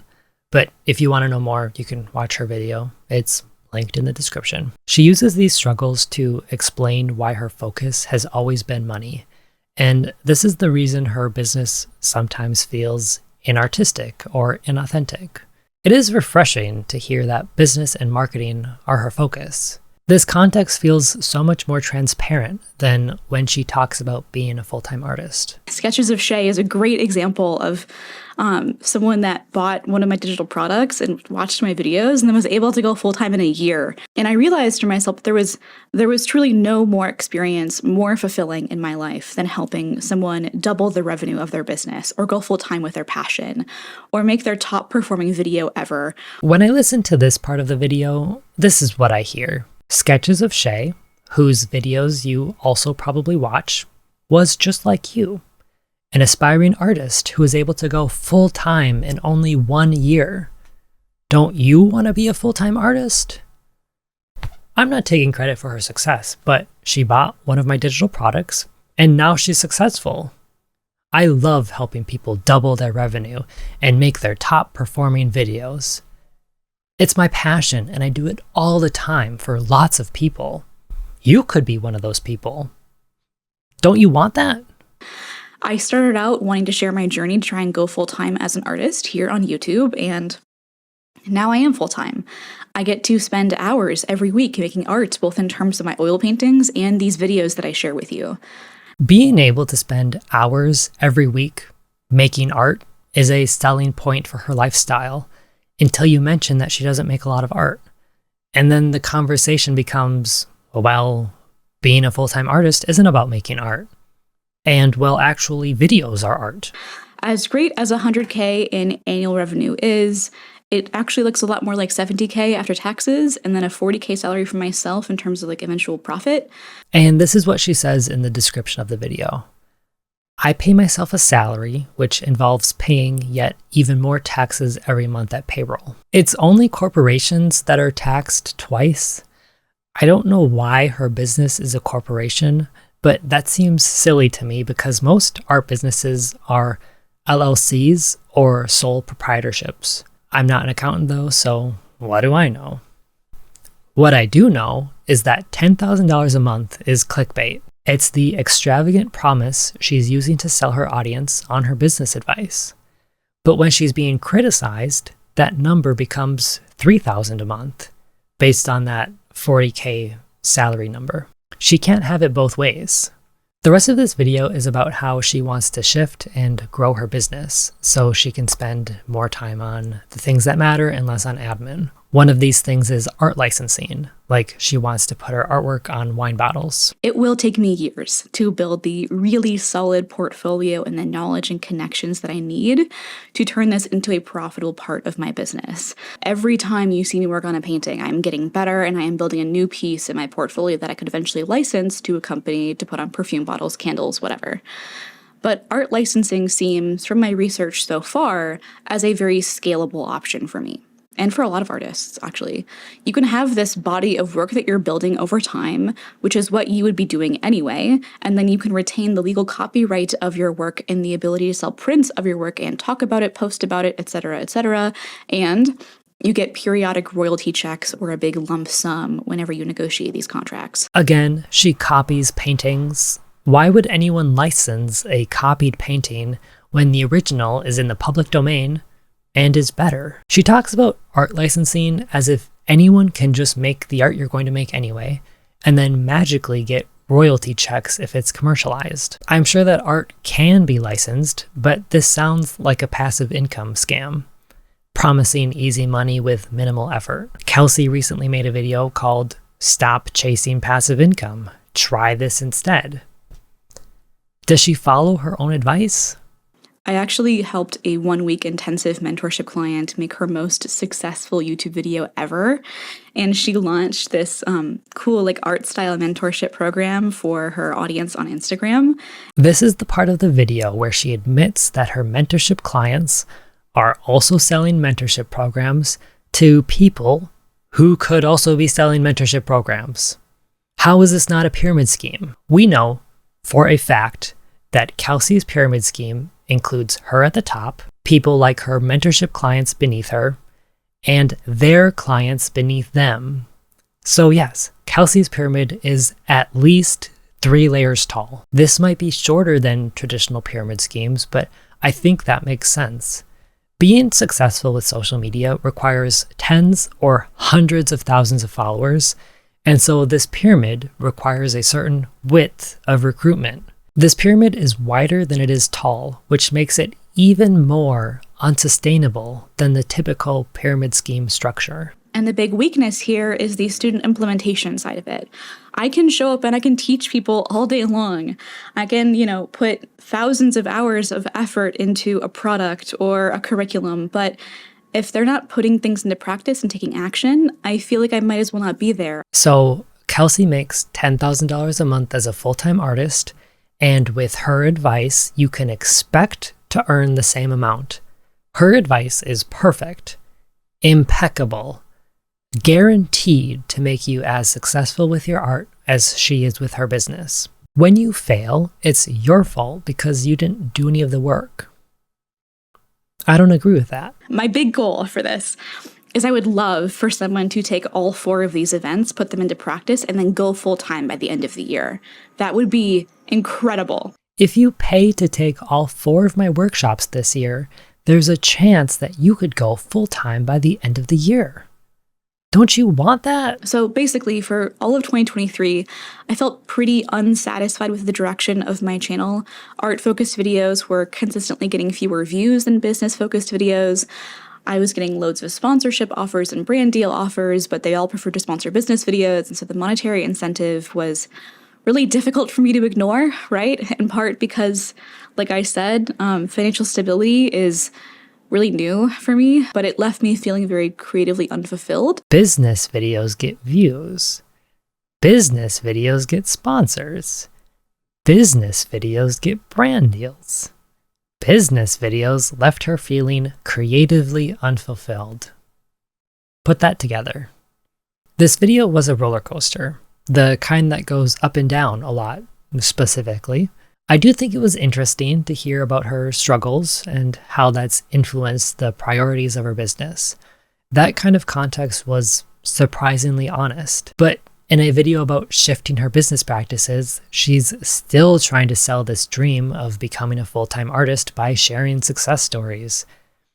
I don't believe her when she says she only makes $40K a year. But I did appreciate the confession about how her mentorship clients will go on to offer their own mentorships, which was probably something I should have cited a specific example for in my original video. I didn't like that she advertised her workshop series, but I liked that she admitted how she relies on business videos for sponsors and her income. I think this all averages out to a B. This video was very revealing, even though I don't think it was supposed to be. This next video, Revising My Art Practice and Business by Livingston Art, is less of a response to me or the videos other people have made, and more about self-reflection with a list of revelations from this bigger conversation. So I wanted to, rather than break down the arguments that both Morg and then people who have responded to Morg, rather than break that all down, I kind of just wanted to take it on a more personal level and talk about what this whole conversation has been bringing up for me. That is exactly what I hoped would happen. The most important part of my video was the conclusion, where I encouraged people to think about what these videos do for them. So the fact that my video helped this artist revisit their art practice and business is a big compliment. Number 1, YouTube art community is surprisingly small. I mean, I know there are a ton of us out here being artists on YouTube, but I do notice, for example, I'll go watch an art person that I like, and then I'll notice, oh, look, somebody who has commented on my video, or somebody whose video I've commented on is commenting on their video. I've noticed the same thing, and realizing the YouTube art community is so much smaller than I thought has been an interesting experience. I don't want to mention anyone specific, but I've been recognizing a lot of the people who commented on Kelsey's response video, as well as the community posts she made beforehand. And it makes sense that her audience would consist of aspiring art YouTubers, but it's a bit disappointing that I've been trying to support these channels when it's never been more obvious that all of these art channels are all effectively advertising to each other. This isn't sustainable for them. It's only profitable for the person at the top. Another huge takeaway was, I guess it was a sign or a wake-up call, a reminder for me to double down on my painting. It takes me 20 hours a week to do 2 videos a week, and I need those hours. I need those hours to paint. So I've made the decision to do a once weekly video instead. Being able to make 2 videos a week is impressive, but it seems like the cost of that was spending less time on art. I'm glad she's decided to deprioritize her content so that she can make more art. I do think this will have a positive impact on both her art and her art business. I have noticed that the idea of being on YouTube as an artist is not considered a good idea in terms of if you want to be taken seriously as an artist at these fine art galleries. I wonder if that's going to change because this is kind of how the world is changing. I think this is an interesting discussion, and I want to share my experience. Most people who know my artwork online know me from these YouTuber portraits that I make. I enjoy making them, and they usually do pretty well online, numbers-wise, but I don't think they're helping me develop as an artist, and I've kind of stopped making them. But there's a version of myself that might have been motivated to just keep making them for the views and to appease the online audience that I've grown from making and sharing them, even though they're no longer relevant to my current art goals or priorities. And so social media, and especially video content, can be a distraction for artists. And I think there's a reason for the disconnect between social media and the fine art world. The type of artist who is successful on social media is, I think, less likely to be successful in other areas. Then there's the art YouTube money problem. I have been awakened in the middle of the night realizing, oh my gosh, I put in all of this work, like so much work on these videos, and I'm doing it so that eventually I might make like $20 a month or something. Yep. YouTube is a lot of work for little payoff, if any, unless you're at the top of the pyramid. But then I was thinking about, why is everybody making videos that are just like, just start, just do it, just make your videos, start your YouTube channel. And there is a little bit of feeling of like, why are you trying so hard to get me to start a YouTube channel? Like, what's up with that? When I notice a channel is trying to convince me to start making YouTube videos, it's hard to trust anything they say after that. Because no matter what they talk about or share, everything always comes back to this.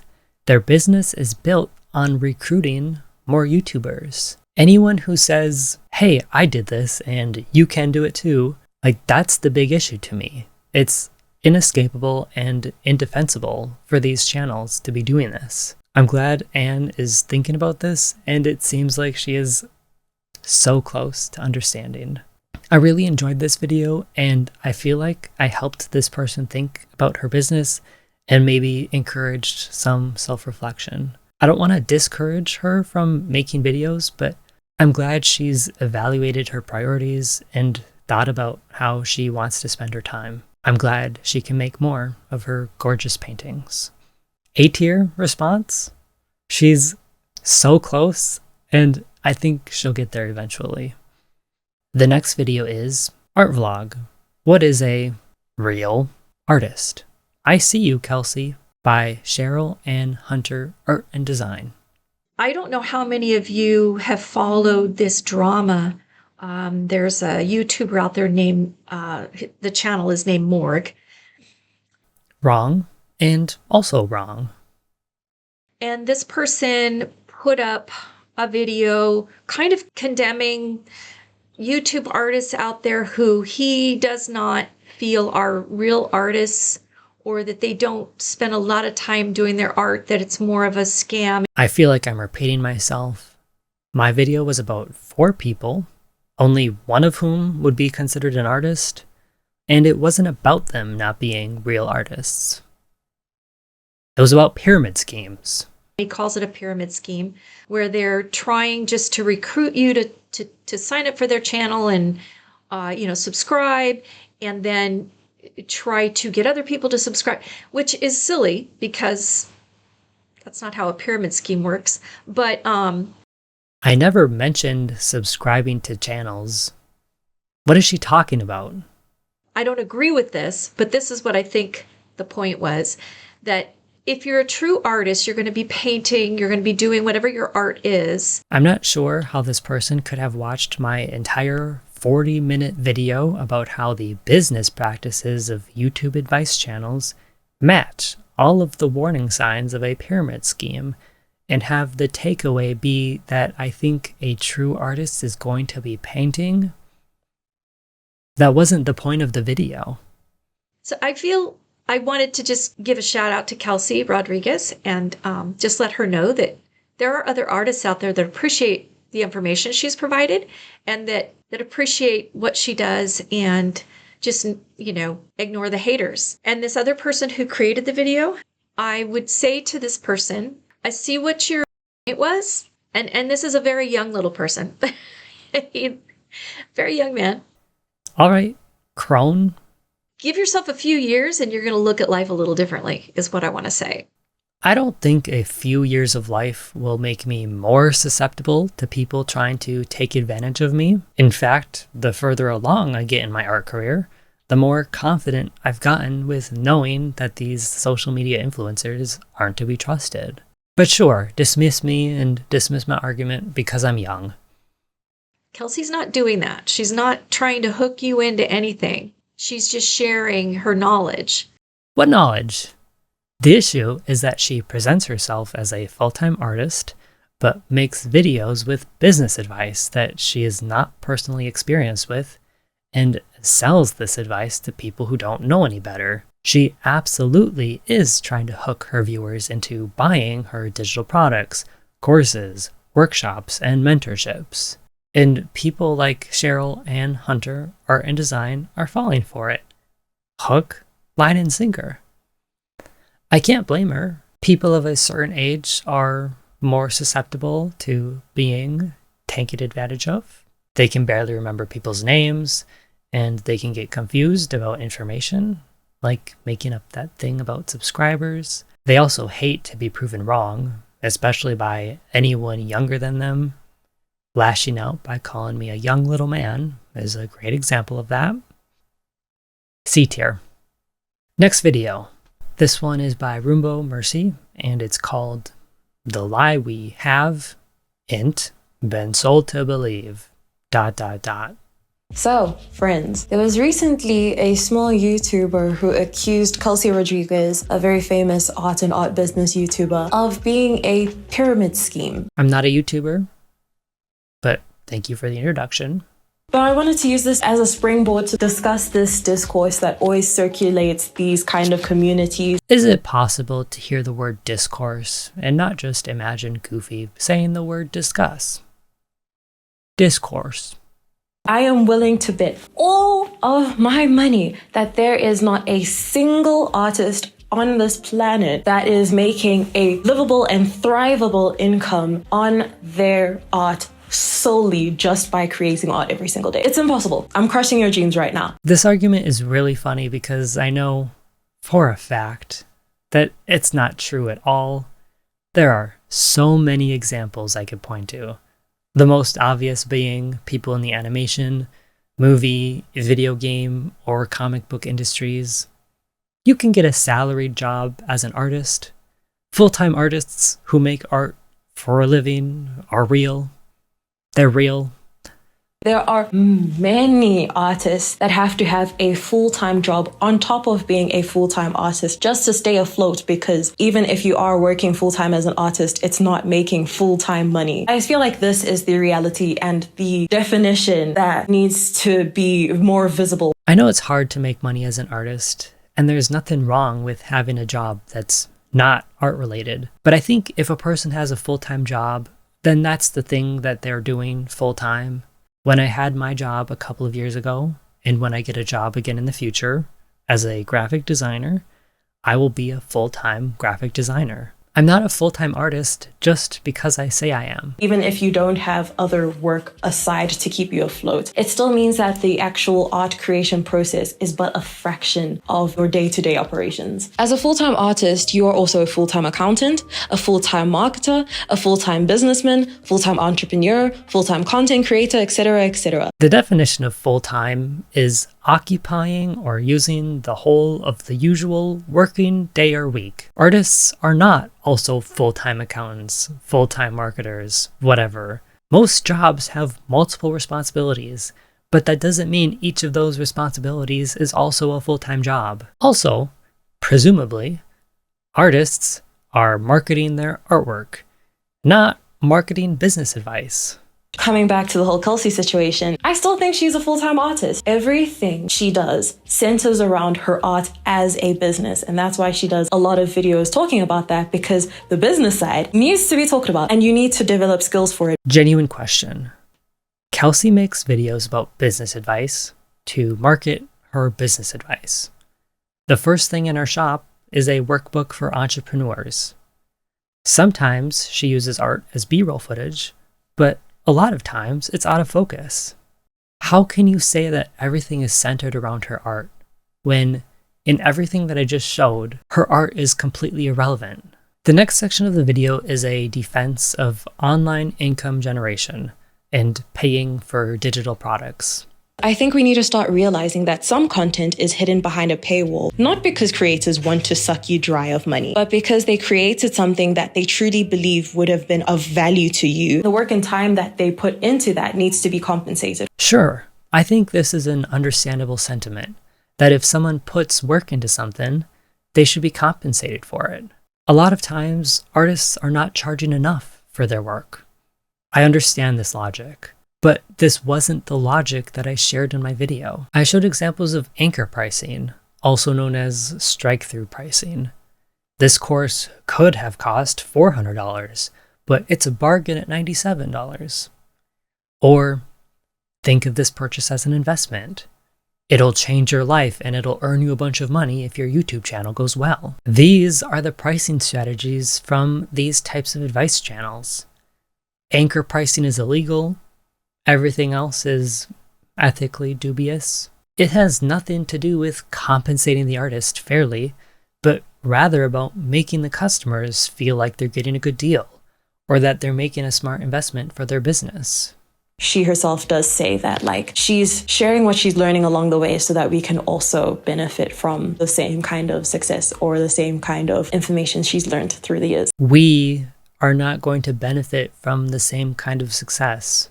That is the problem. The first warning sign that I talked about in my video were the extravagant promises.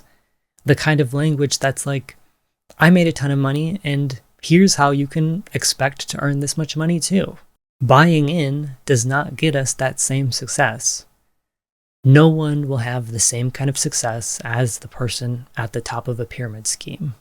The next section of the video is the lie that productivity equals worth. This point is the one that really drove me up the wall. This perception that how much work you make and how much work you show directly correlates to how valuable / how much of an artist you are. This is right. Productivity doesn't determine worth, but it does influence credibility. If someone is selling art business advice and they neither make a lot of art nor make money from their art, how can we trust that information? If I said, hey, I make $100,000 a month as an artist, and if you give me $1,000, I'll teach you how to do that too, wouldn't you want to see my art? Would you take my word for it? Or would you snoop through my social media and then be frustrated if I didn't have a portfolio that was recent or public? Beyond credibility, I think productivity also correlates with skill, which would also influence credibility. I think I assumed that most artists are aware of this story. You can't have quality without quantity. I intentionally did not comment on the quality of Kelsey's artwork, but I did want to allude to the fact that she doesn't make a lot of art, so she hasn't developed her skills yet, which also hurts her credibility. What makes you lesser than an artist if you don't want to post your art online? If you prefer to have only a few circle of close friends seeing it because you like painting for those people that you love? I quoted Kelsey in my video. She said, I can't be an art business YouTuber if I don't actually make art and share that with you guys. Kelsey addresses by saying that Instagram didn't work for her, so she does not use it that much. In reality, she has a lot more behind the scenes that she works on, but she chooses not to show, and that's fine. So earlier in the video, her argument was that productivity doesn't equal worth. And now it's, well, actually, Kelsey paints a lot. She just doesn't show it. I don't know how you run an art business without sharing your art, but I guess I'll make my point more explicitly. I don't actually care about the number of paintings. I wouldn't pay for art advice or art business advice from someone whose work is amateurish because they haven't painted that much. It's good practice to look at someone's work before listening to what they say. There is a reason that if you take any legitimate art classes, like the ones at an accredited university or college, professors will introduce themselves with their work, and a lot of times they'll give an artist talk. At least that was my experience in college. Their work gives them credibility, and they know that. Overall, I think this video was pretty disappointing. A lot of the arguments were just wrong, like full-time artists not being real, or full-time artists working 5 different full-time jobs somehow. The justification for the illegal and unethical pricing strategies for the content locked behind paywalls was not great.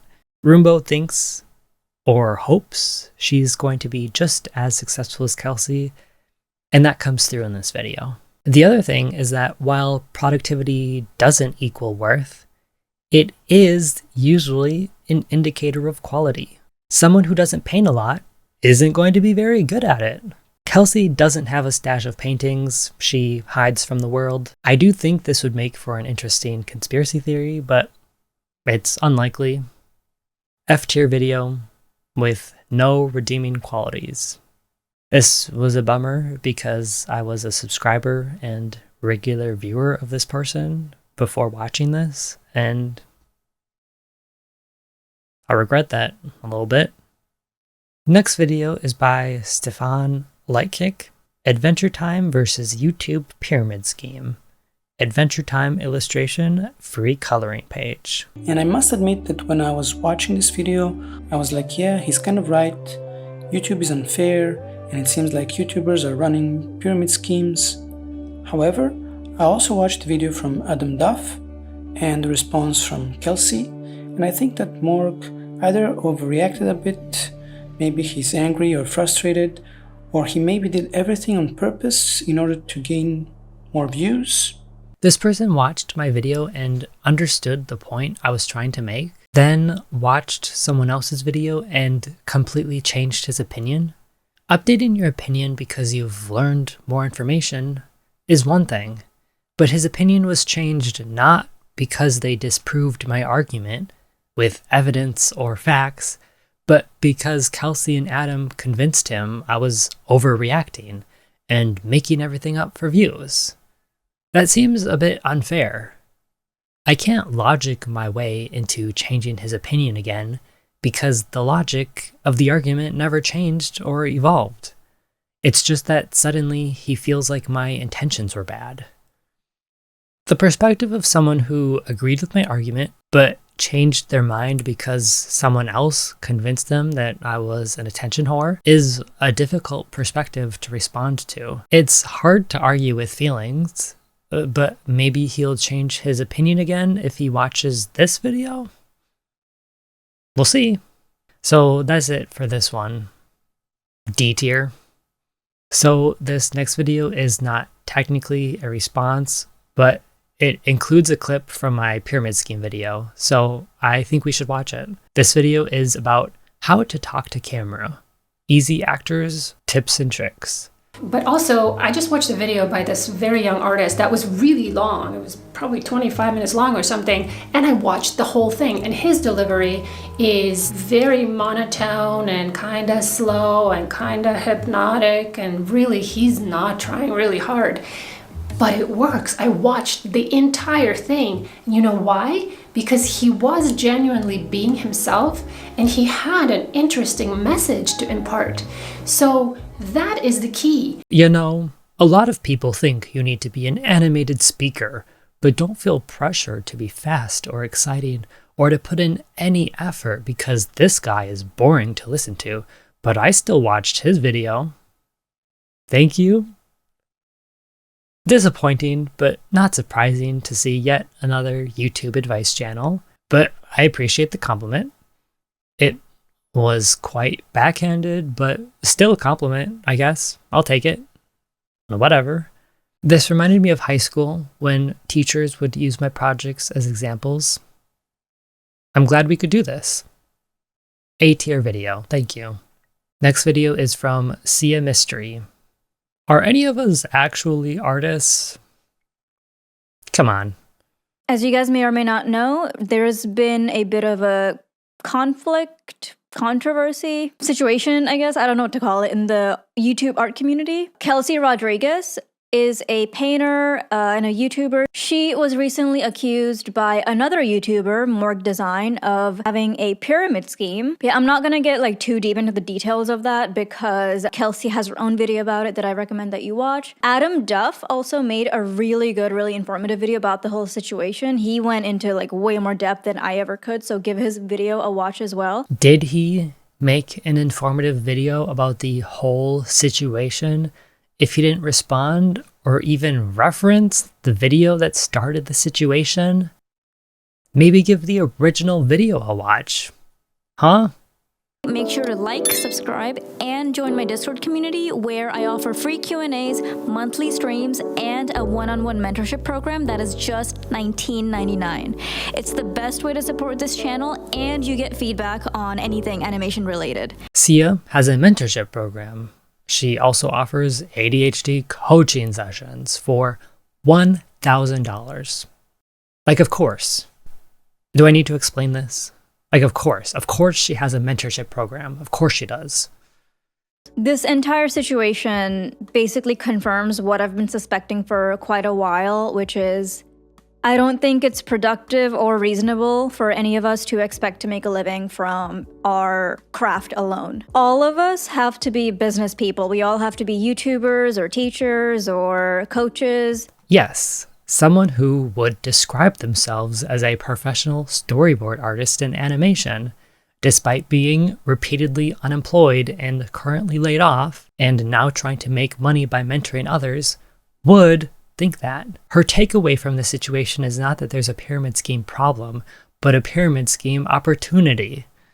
The reason I feel qualified to make this video is because I have been a professional working artist for the entirety of my adult life. My only source of income since I graduated from art school has been whatever studio I'm working for at any given point in time. You could say that I've made it as an artist, whatever that means, because I earn a livelihood from my art, and yet here I am on YouTube. But at the same time, over the last year and a half to 2 years, I've come to realize that my career is not as sustainable as I thought it would be. I was unemployed on and off for a total of 6 months in 2023, and as of this year, I was laid off in the beginning of August, and I still have no leads when it comes to job hunting. So this person was a full-time artist working in the animation industry, a wonderful example of how art jobs exist and are real. It's a bummer about the unemployment and the layoff, but she has a portfolio that got her hired at Disney. She's landed her dream job before, and she could do it again. I'm sure she makes these YouTube videos because she's qualified and passionate about teaching, and definitely not because she can't get a job and it's easier to just take advantage of artists who want to be in her industry, or the industry that she was in and is struggling to get back into. I've been watching Kelsey's videos for a good year and a half maybe, and I've always appreciated her transparency when it comes to her income and how much exactly she makes from all of her different income streams. If it weren't for her, I probably wouldn't be as enthused about starting my own YouTube channel. This channel exists because Kelsey always talks about her income, making extravagant promises about income potential. Sia was motivated to start her own YouTube channel, and now she's the second example I found of someone who learned from Kelsey and is now selling the same things as her. I don't know what further proof I could show that these advice channels are not about art, but about recruiting others to start their channels. Anyone influenced to start a channel ends up doing the same thing. They sell the same advice instead of making a living off their art. I did not learn any of this when I was in art school. So that's why I don't think it's fair to demonize other creators on this platform and accuse them of like selling out or having a pyramid scheme when those of us that do art as a full-time day job still cannot survive without also having to do all those. We have to sell courses, we have to sell one-on-one consultations. I don't think it's true to say that artists can't survive without becoming teachers. But if that were truly the case, that it's impossible to be a full-time artist without recruiting by selling courses, workshops, or mentorships, I think it would be unethical to do that. I think about this tweet a lot. Someone who got into Egyptology but couldn't find a job went back to school to be able to go into teaching, and that's a pyramid scheme. This is a challenge for academia, but if you're struggling to be in a certain industry, why would you profit from encouraging others to join you? Kelsey commented on this video, so presumably she agrees with this premise. If you can't get a job in your field, then you should sell mentorships and get other people to join you. They'll also have to sell mentorships, but that's not my problem. Here's my summary.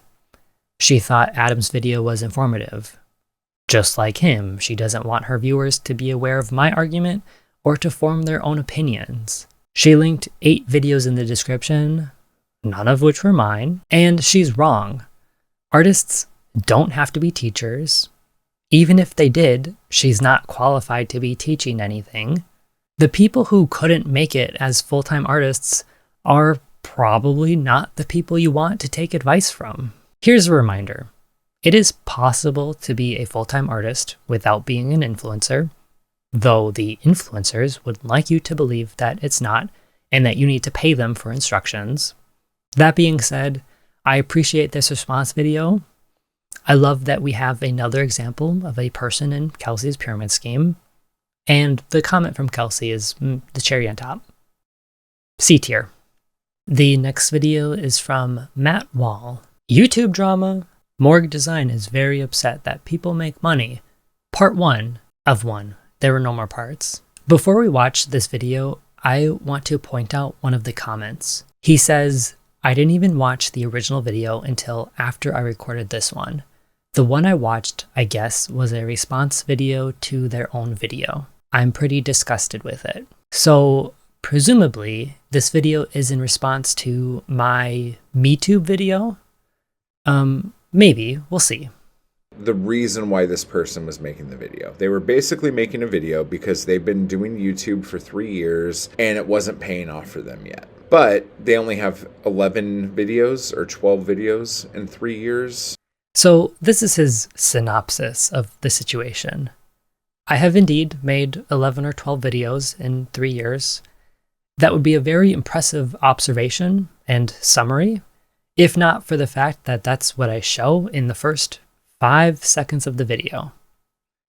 I do also say that I've been posting with an embarrassing amount of infrequency, so I'm aware that that's not very many. And you could say that I'm maybe embarrassed with how little that is. I'm not sure why he thinks that video was a complaint about how it hasn't paid off.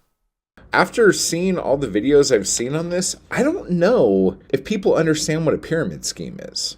I think they were using the term pyramid scheme and like in their head, like interchanging it with just scammer. Based on his comment, we know he didn't watch the pyramid scheme video. He hasn't seen all the videos, so I'm not sure how he's decided I don't know what a pyramid scheme is.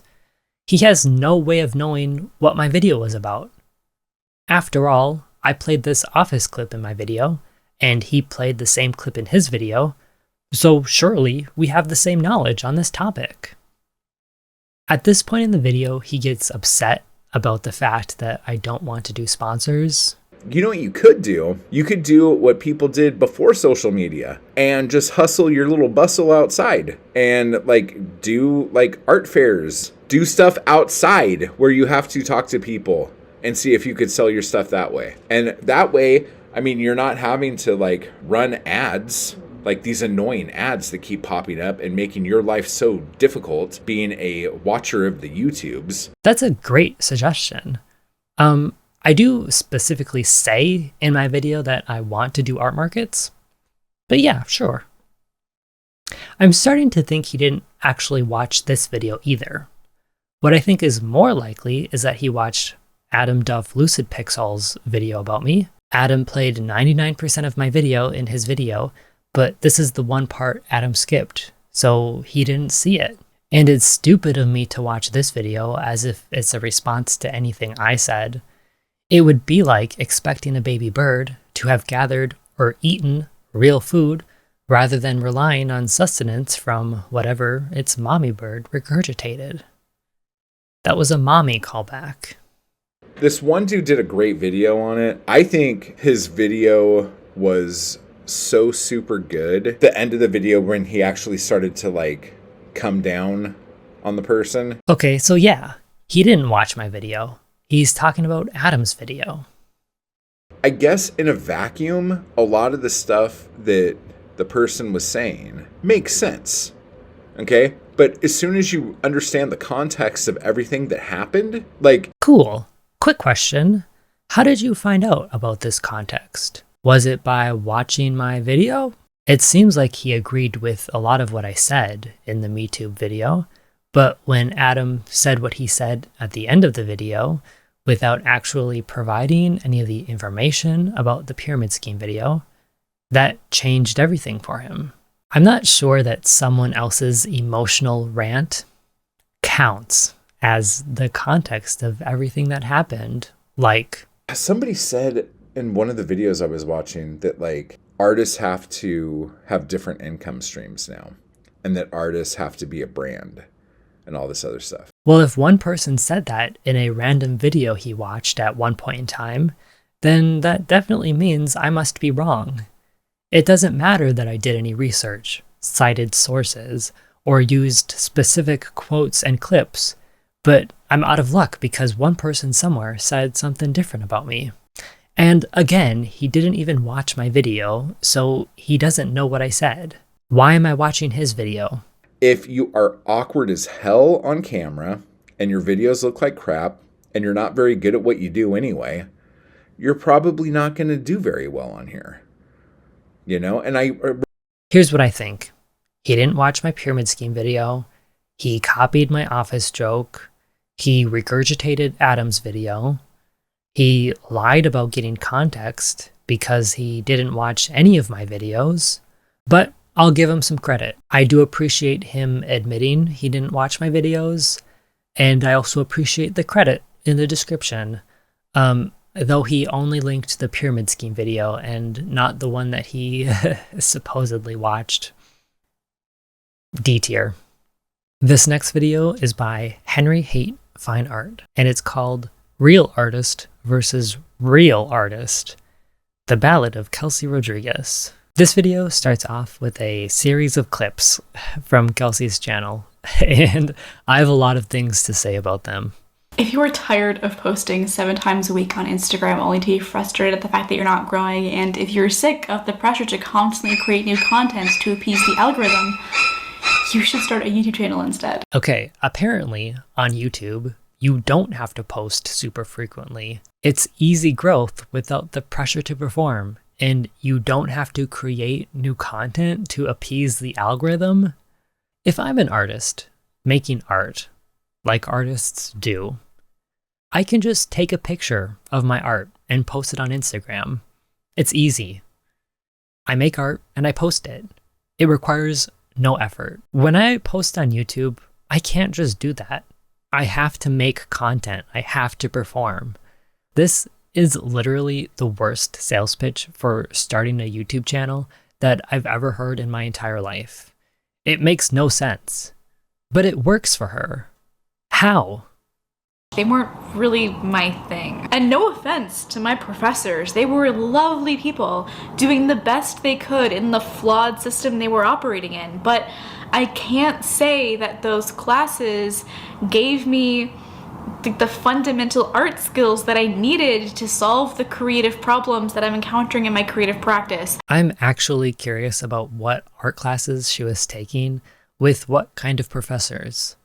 I'm also really curious about why she would consider these professors to have been working in a flawed system. I mean, I know academia can be challenging, but most of the professors that I had their own practices or their own professional work, and they taught because they were super passionate about teaching. Obviously, I know that the learning experience can be very different from school to school, but this seems like a misleading explanation of why Kelsey didn't learn any fundamental art skills from her classes. And ever since I graduated, I've been trying to teach myself everything on my own through resources that I've found online. And while I do think I'm growing faster than I was before, I don't think that I'm growing as fast as I could be, that I know that I'm capable of. This is the self-taught artist brainwashing. A student who didn't do well in art classes, but somehow thinks they're learning so much more by themselves, and thinks that there's a magic way that they're capable of even growing faster if they could just somehow unlock it. I don't know about that. I know Kelsey didn't ask for my advice, and she probably doesn't want it, but I would gently suggest that maybe a few art classes, including only one oil painting class, isn't really enough to find her footing as an artist. It took me 4 years of art classes, plus 4 more years of really consistent art making to get where I'm at now as an artist. If Kelsey actually thinks my art is good, like she talked about, she should know it took me 8 years of like actual consistent drawing and painting to get here. There's no such thing as fast growth. Because studying art without art school is just genuinely really tricky. There is no one to hold me accountable, to force me to study the art fundamentals that I find really boring, and the boring stuff, of course, just happens to be the things that are genuinely holding me back the most, that are really preventing me from being able to make that art that I really want to make. The reason to take art classes is not that teachers will hold you accountable and force you to learn and practice. Honestly, very few art classes have any kind of lecture or teaching. Art school and art classes are an opportunity to make lots of art and get feedback on it, and then also give feedback to your classmates. I just want to put something into perspective here. Most people go to art school for 4 years. The expected workload of a full-time student is that for every hour spent in class, that means 3 hours of homework per week. It's a little different for studio classes, which have longer hours, but a 15 credit workload, which is the semester expectation to be able to graduate after 4 years, a 15 credit workload means 15 hours of classes plus 45 hours of homework every week. If someone is truly putting in the hours and the effort to really commit to school, that's 60 hours a week of school, which is more than a full-time job. A person who wants to be an artist isn't going to spend 60 hours a week practicing art because their professors are forcing them to study. Also, no one spends 60 hours a week for 4 years learning the art fundamentals only to make the art they really want to make afterwards. The art learning process is art. Any time spent learning how to paint is painting, and it's time spent making the art you want to make. Only a person who wants to make art is going to spend all this time making art. You get what you put into it. One of the really big things that I learned from trying out the 100 Heads challenge a couple months ago is that I just genuinely do not have the willpower or the stamina to force myself to study those boring art fundamentals for a long time. I just can't. Sure, Jan. This is my favorite clip. This is the absolute epitome of what I think is wrong with a lot of artists who claim to be successfully self-taught. Doing challenges for the sake of forcing themselves to study those boring art fundamentals. Oh my God, it's making art. Either you like to make art or you don't like to make art. I might be a bit biased though, because I've done the 100-day art challenge 2 different times. successfully, I might add. I just want to say to anyone interested in learning art, or if anyone is a beginner artist, if you want to make art or get better at making art, just make art. You don't have to sit down and force yourself to learn the fundamentals. Just make the art you want to make, and eventually you'll get better. But you should make art because you want to make it and you enjoy it, and not because maybe eventually you'll be good enough to make art that you consider to be worthwhile. Just make art and enjoy it. After all of these Kelsey clips, the rest of this video is a lot of talking. 30 minutes of talking where he says a lot, but also doesn't say anything at all, you know? This video feels a bit all over the place. I had a hard time finding clips I wanted to respond to, but maybe that's a compliment, that he doesn't say anything easily proven wrong or stupid. And again, I love the clips. I kind of wish I went through more of her videos, but I didn't want to have to do that, and someone else did that for me. He did a great job. Shout out to him. Good job. B tier video. Our next video is by Night Phoenix Press, and it's called Morgue Design Doesn't Understand the Art Business. It's easy to call somebody a scammer if you don't know the principles of the thing that they're presenting. It seems like the premise of the video is that I don't understand how art businesses work, and that's why I called them scammers. First of all, I never called anybody a scammer. I will say that I should have done a better job of establishing my credibility when I made my video. Anybody who watched the video but didn't do any research about me would have no way of knowing that I know what I'm talking about. I have almost 2,000 sales in my Etsy shop, so I know what it takes to make sales. I've been a freelance graphic designer for a few years now, so I know how to work with clients. And I have 40,000 followers on Instagram, so I know how to grow an audience who cares about my artwork. All of these things show that I understand how an art business works, but there's no way that my viewers would know that because I didn't tell them. You can call anybody a scammer. You could say anybody's running a pyramid scheme, which, mind you, could get you in a lot of legal trouble if any of these creators were stupidly litigious. Again, I didn't call anyone a scammer, and there was never any risk of legal trouble because my video was factual. Legal trouble doesn't happen because someone made a video you disagree with. This is what makes a pyramid scheme a pyramid scheme. You have what's called a downline. And what ends up happening is those people, and these are people, like he says, that you actually recruit, these people will give you money. And then these people take an actual cut for recruiting other people to give you money, and so on and so on. Yes, there is no literal downline in this pyramid scheme. That's why when I mention a downline, I say that it is basically a downline.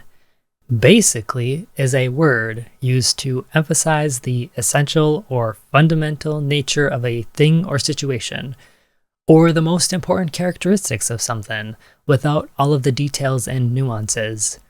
So while it is not literally a downline, it functions in the same basic way. Everything that he just stated said that she's offering a course and people take it. That's called having customers.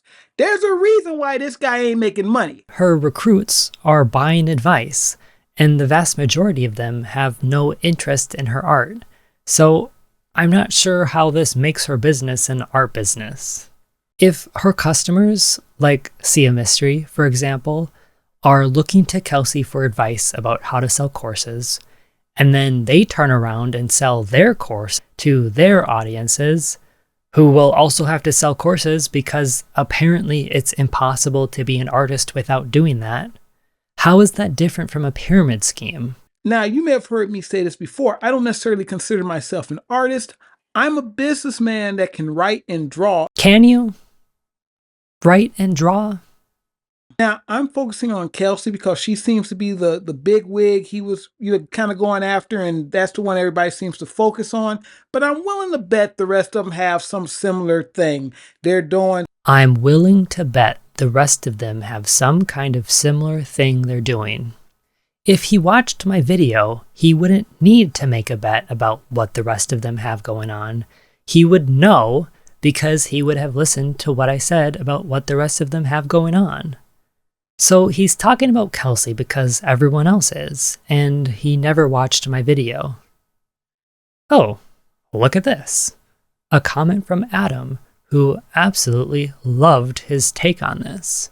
And a reply. Hey man, no prob. I enjoyed your vid about the survival of the art community. This would explain why he's making this video, despite not seeing mine. But why are you mad at everybody else? See, I think that you're not mad at everybody else. I think that you knew this video would do numbers the way it did. And you saw all these other videos, you said, I'm gonna make me a little bit of money. As far as I'm aware, no one has ever talked about art YouTubers selling the idea of being art businesses, despite not being full-time artists. When I made my video, I didn't see any other videos about the topic, let alone videos doing numbers. So I don't know what he's referring to. He made this video because he saw other people making their response videos, including or especially Adam Duff, LUCIDPIXUL. He didn't even watch my video, but he wanted to jump in with his response. I think he's projecting. I'm not impressed with this video. He just assumed that I'm not qualified to talk about having an art business. He lied about me using the term scammers. He missed the nuances about me using the term downline. And of course, it's hard to soak in the nuances of an argument when you didn't even watch it in the first place. Night Phoenix Press is just another baby bird, reliant on mommy bird for his thoughts and opinions. He made this video because he thought it would get a lot of views, and is projecting those views-oriented objectives onto me. If there were any redeeming qualities about this video, it might be the thumbnail. I thought it was pretty nice. I love that he took the time to find a nice screen grab of my face, which was different than the picture I used for my thumbnail. His picture might even be nicer than the one I picked. How'd he do that? Video is still terrible though. F tier. We're almost getting to the end here. The next video is from NATALIE, last name, I don't know how to say, Collaborative Studio, and it's called Art YouTubers Are Scammers.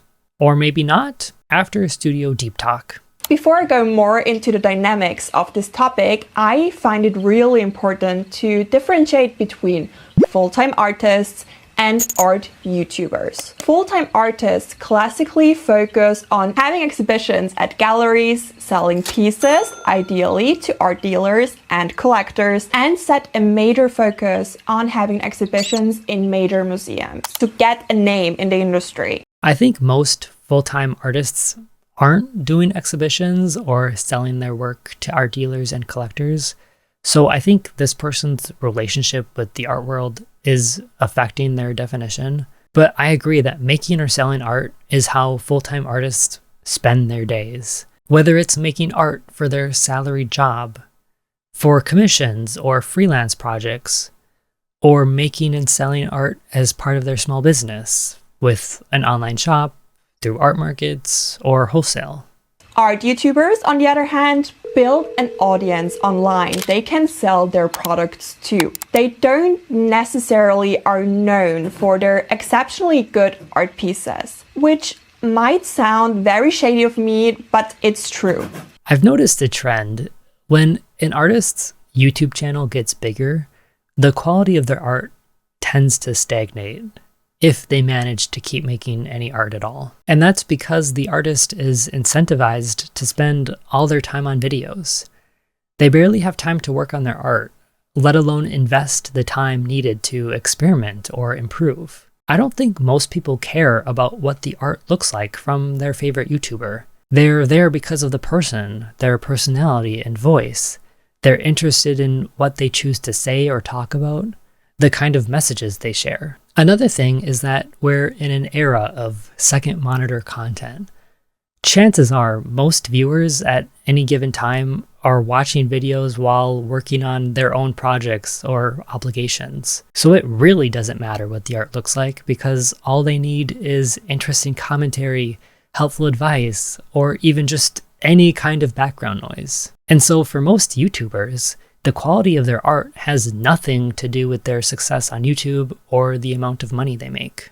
I think the call out of the false advertisement hits the blind spot of many creators who might have tried to become a full-time artist but failed. And that can be really hurtful and hard to admit. They still love their craft, but they simply couldn't create an income from it. But why is it such a big deal to be an art YouTuber instead and call yourself one if you do it well? Why not advertise it for what it is? I honestly did not think it would be such a big deal to say that Kelsey is not a full-time artist.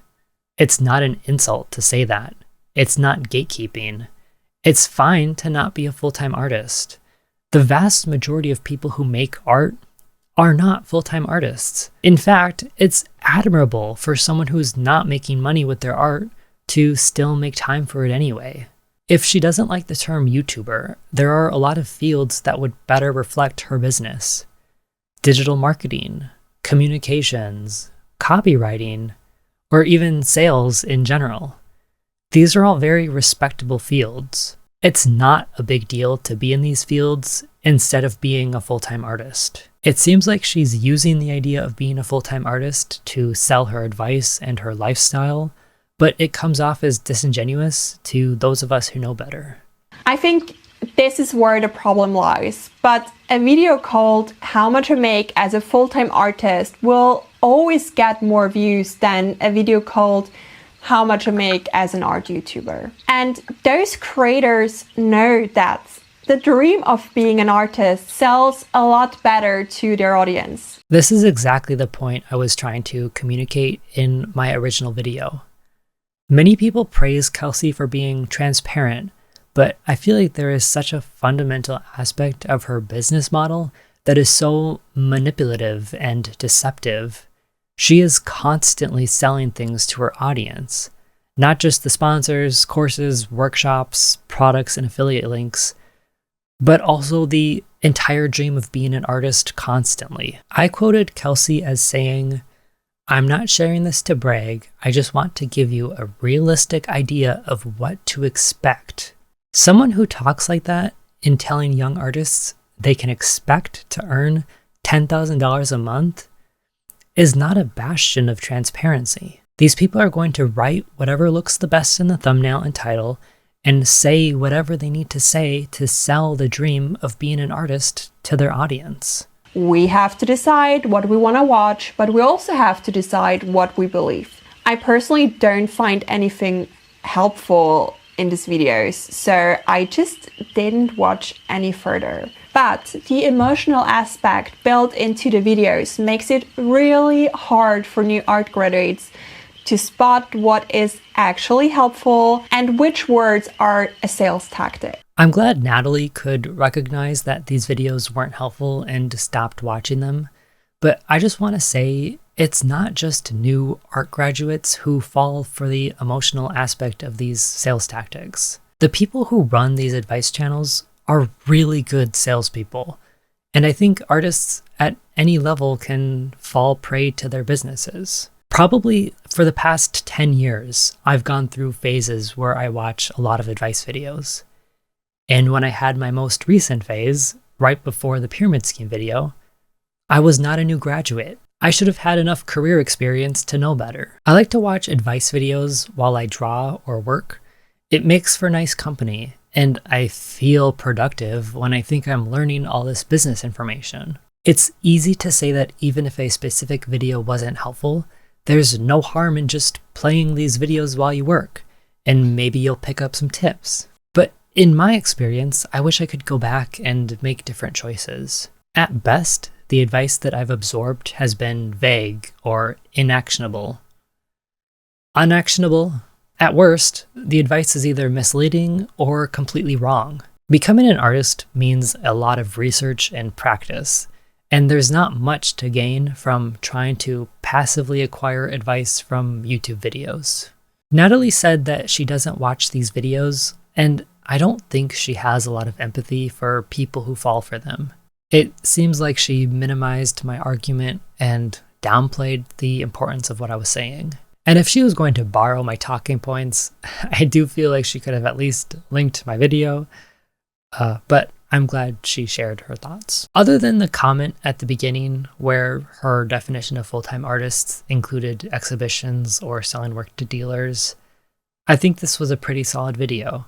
I appreciated the part about how YouTube success doesn't usually correlate with art quality, the frustration about these YouTubers not advertising themselves honestly, and how they're all selling the dream of being an artist. Also, cute bunnies. B tier. Next video. Are art YouTubers lying to you? Full-time artists or just influencers? Speed paint plus commentary from Duchess Celestia. I love that I got to be the drama that inspired this week's art time-lapse commentary. It's a great compliment to be picked as a topic for these kinds of videos. Nobody cares about the art, they just want to listen to commentary about the drama they're too lazy to form their own opinion about while they work. I'm glad I could help with that. There were a lot of legitimate concerns presented, some of which I've had myself over the years. But there were also a plethora of accusations based almost entirely on faulty logic, misunderstandings, bad faith interpretations, and personal attacks. And that's one of many reasons that I won't be discussing this particular incident in any further detail. She gets to make up a bunch of complaints about supposed faulty logic, misunderstandings, bad faith interpretations, and personal attacks. She doesn't have to elaborate, provide proof, or even share a way to verify these claims. She expects her viewers to trust her and take her word for it. My video isn't mentioned by name, nor linked in the description, and I think it's very telling that she doesn't want her viewers to watch it for themselves or form an educated opinion on the situation. But what I do want to talk about is the underlying dilemma that prompted the entire incident. What does it mean to be a full-time artist? And when does calling yourself one become dishonest, manipulative, and misrepresentative to those aspiring to follow the same path? The definition of a full-time artist is not the dilemma that prompted the entire incident. Actually, what prompted the entire video was me hearing Kelsey say that I could expect to earn $10,000 a month if I followed her advice, and then recognizing that as one of the main warning signs of a pyramid scheme, it being an extravagant promise about earning potential. I researched the rest of the warning signs, matching my favorite advice YouTubers to each of these warning signs. Honestly, whether or not Kelsey calls herself an artist or an art YouTuber in the name of the video is probably the least significant part of the entire incident. The vast majority of the I make X amount of money a month as a full-time artist, here's how videos don't misrepresent how they make that money. They don't claim it all comes from the sale of their art. The original name of the video was How I Make Money as an Artist. I read the title of the video and was interested to learn more. Yes, she doesn't lie about making a ton of art sales, and I might be stupid for falling for clickbait in the year of our Lord 2024, but I clicked on this video thinking that her money would come from being an artist. So yes, it is a misrepresentation. Does it manipulate them into thinking that they can make it as an artist without any of those more significant sources of income? No, it doesn't. In fact, I honestly think it achieves the opposite effect. It shows artists what to actually expect from pursuing a freelance creative career. The money Kelsey makes as a YouTuber doesn't represent what to expect from pursuing a freelance creative career. She makes money as an advice YouTuber, ads, sponsors, affiliate links, courses, and this information is only relevant to people also wanting to be advice YouTubers. A freelance career involves freelance projects. Most freelance artists are not doing YouTube, so all of the income streams related to YouTube would not be relevant to them.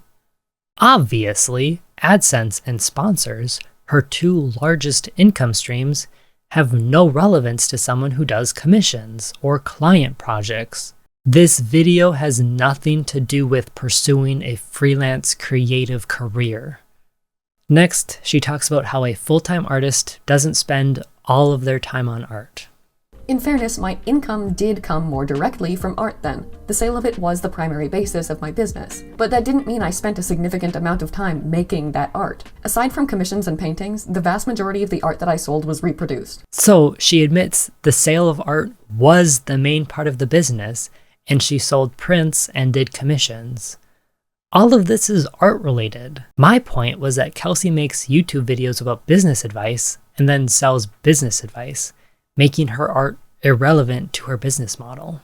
The heat in my apartment just stopped working, and the guy that came to fix it was really cool, and we talked for a bit about how he was a plumber for 35 years and now owns the company. So he doesn't know whether he could still consider himself a plumber given how much of his time goes into running it rather than doing his old job. So quite frankly, as a customer of his, I don't care in the slightest what he considers himself. He still had those skills and was able to use them to solve my problem, regardless of whether or not solving similar problems constituted the majority of his time or income. It's not like Kelsey was a full-time artist for 35 years before transitioning into sharing business advice because that's what made sense for her life or career or whatever. These channels are only as successful as they are because they share advice. I mentioned this in my video, but Katie Steckly always wanted to be a travel vlogger, but she only started getting views after an advice video. She makes vlogging advice videos that have each gotten more views than her entire vlog channel. If they had the skills or knowledge about growing a business or growing a vlog channel, they would use it for themselves. If this plumber couldn't make it as a plumber because he thought the fundamentals of plumbing were boring and only bought the company to profit from other people wanting to be plumbers, then that might be a more accurate comparison. But it seems like he fixed her heating, so probably not. And I think that's what a lot of this has come down to. A lot of people, well-intentioned or otherwise, are trying to give an absolute definition to the term full-time artist, rather than accepting that everyone will have their own, just like with any other field. I think words have definitions, regardless of individual fields or circumstances. A definition is just a way to describe the meaning of a word. It's not an insult, and it's fine that she doesn't fit the definition of a full-time artist. Especially with the current state of the economy, there just isn't a market for that anymore. The purchase of art, commissioned or otherwise, is a luxury, and when almost everyone is struggling financially, very few people can still justify purchasing luxuries. So art is a luxury, but courses and mentorships aren't luxuries? Actually, I think this argument is a great reason why pivoting from selling art to selling advice is good for business. It's hard to sell a generic landscape painting, especially to people who are struggling financially. It's much easier to sell them the dream of being an artist. The next part of the video is about how convention artists, commission artists, and merch artists add value to their work. This is what she says. Whatever turns the purchase of art from a luxury people can't afford in hard times to a worthwhile expenditure that they can use for something is a necessary focus for any artist's business model, because that's what their income will be dependent on. But I'd also like to offer the perspective that, in my opinion, art-based content creators are just doing the same thing that all other full-time artists are doing, giving value to their art beyond aesthetic value alone through the method of delivery and presentation. Kelsey makes videos about business advice and then sells that advice in her store. Her art is irrelevant to her business model, other than helping her present herself as someone with an art business. The advice in her business doesn't make her art more entertaining or educational or give it value in any way. It doesn't suddenly transform her art from a luxury to a worthwhile expenditure. Her advice doesn't do anything to add value to her art. If someone watches one of her business videos and then goes to her website to buy a workshop, her art has nothing to do with that, and her art isn't suddenly less of a luxury because of that. Obviously, I acknowledge the bias of my opinion on this that comes from being an art-based content creator who now makes the majority of her income from YouTube, rather than the sale of art, and still considers herself a full-time artist. Yeah, this video reads like a self-rationalization. This person isn't a full-time artist either. And that's fine. There's nothing wrong with that. If you're a content creator, a YouTuber, an influencer, whatever, just call yourself that. Who cares? Thank you for letting me be your weekly drama topic for your art time lapse. It's been an honor. I'm lucky I found this video though, as I wasn't mentioned in the title, description, or by name in the video itself. I would have loved to know what she thought the faulty logic, misunderstandings, bad faith interpretations, and personal attacks were. My other complaints from this video were that stupid underlying dilemma explanation, the plumber analogy that was both unnecessary and wrong, the belief that definitions can vary, and the propaganda that mentorships are more accessible products than art. Overall, this entire video was just a self-rationalization from another YouTuber pretending to be a full-time artist. D tier. There have been worse videos, though. 3 more videos. This one's by Onime. Let's talk about Kelsey Rodriguez. Rant plus OC speed paint. Emoji I can't see. This video is a response to a comment on the video from Natalie. Not the last video, but the one before that. This comment is from an art student who is bothered by YouTubers always pushing their products and courses, making it seem like being a full-time artist is a doable career, while their actual professors have talked about how art jobs are either difficult to find or inconsistent. She got into her niche of what she wanted to do on YouTube. And I don't think that that takes away from the art that she creates, but I think that there's a disconnect there. Because from most of the videos I watched from her channel, I will say I didn't really pay attention more so to the art. It was about the words she was saying and the inspiration and motivation to put out more content. Earlier in this video, I mentioned that most of Kelsey's viewers don't care about her art and they only watch her videos for advice. This is a great primary source for that claim. I'm aware that this person's opinion doesn't represent Kelsey's entire audience, but I think it's proof that there is a disconnect. If her YouTube channel is supposedly a way to market her art, why are her viewers only engaging with the videos for inspiration and motivation without paying attention to the art? I do think she's very good at what she does, and I don't think that you should take that away from her, or anybody should try to take that away from her, because she's inspirational and motivational. She makes me feel like I want to start creating content now. She makes me feel like I want to start creating content. Okay, I do think this speaks to the recruitment part of my argument. People walk away from her videos not feeling like they just engaged with a piece of art, but with a newfound inclination to start their own YouTube channel, to create their own content. I talked a little bit about my experience in the conclusion of my original video. When I watched a lot of these videos, they made me feel productive and motivated, and like I wanted to start creating content. However, I never worked on my content because the desire to feel productive was getting satisfied just by watching videos, and it was always easier to continue letting the recommended videos play. And so, in my opinion, not only are these videos a waste of time, but they're sabotaging the efforts of people trying to grow their business or make progress on their goals. I do think this video was quite removed from the original situation, as it was a video about a comment on a video response to my video. Natalie's video was mentioned but not linked. My video wasn't even mentioned. The Kelsey Rodriguez controversy is not really what this is, but sure, why not? People need topics to ramble about while they play their art time-lapses.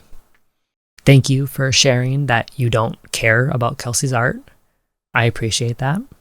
She is inspirational, she is motivational, and she's really good at convincing artists that they need to start making content instead of art. C tier. It's a pretty average response.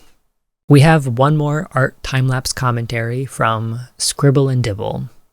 I think she goes by Scribs. Her video is titled, "We Need to Talk About This, ... Artist Overview, Episode 1. Artist emoji, melting emoji." Me and my video are mentioned at the beginning. After the more recent drama in the art community that's been going on between a call out from this creator called Morgs. I'd actually never heard of him before. But this video is less about me or the pyramid scheme video and more about using this situation as an example of how artists should not be above critique. So this person is talking about what they've noticed seems to happen when bigger artists experience critique. Like when somebody does something messed up and people who are fans of them or people who are just like always concerned about character, they're gonna go, well, so-and-so is a good person, or so-and-so has good intentions. And for people who are not normally in controversies, there's an instinct to defend and protect them. What Scribbs has noticed about the discussion around Kelsey is that it's less about what I said and more about how people feel about her.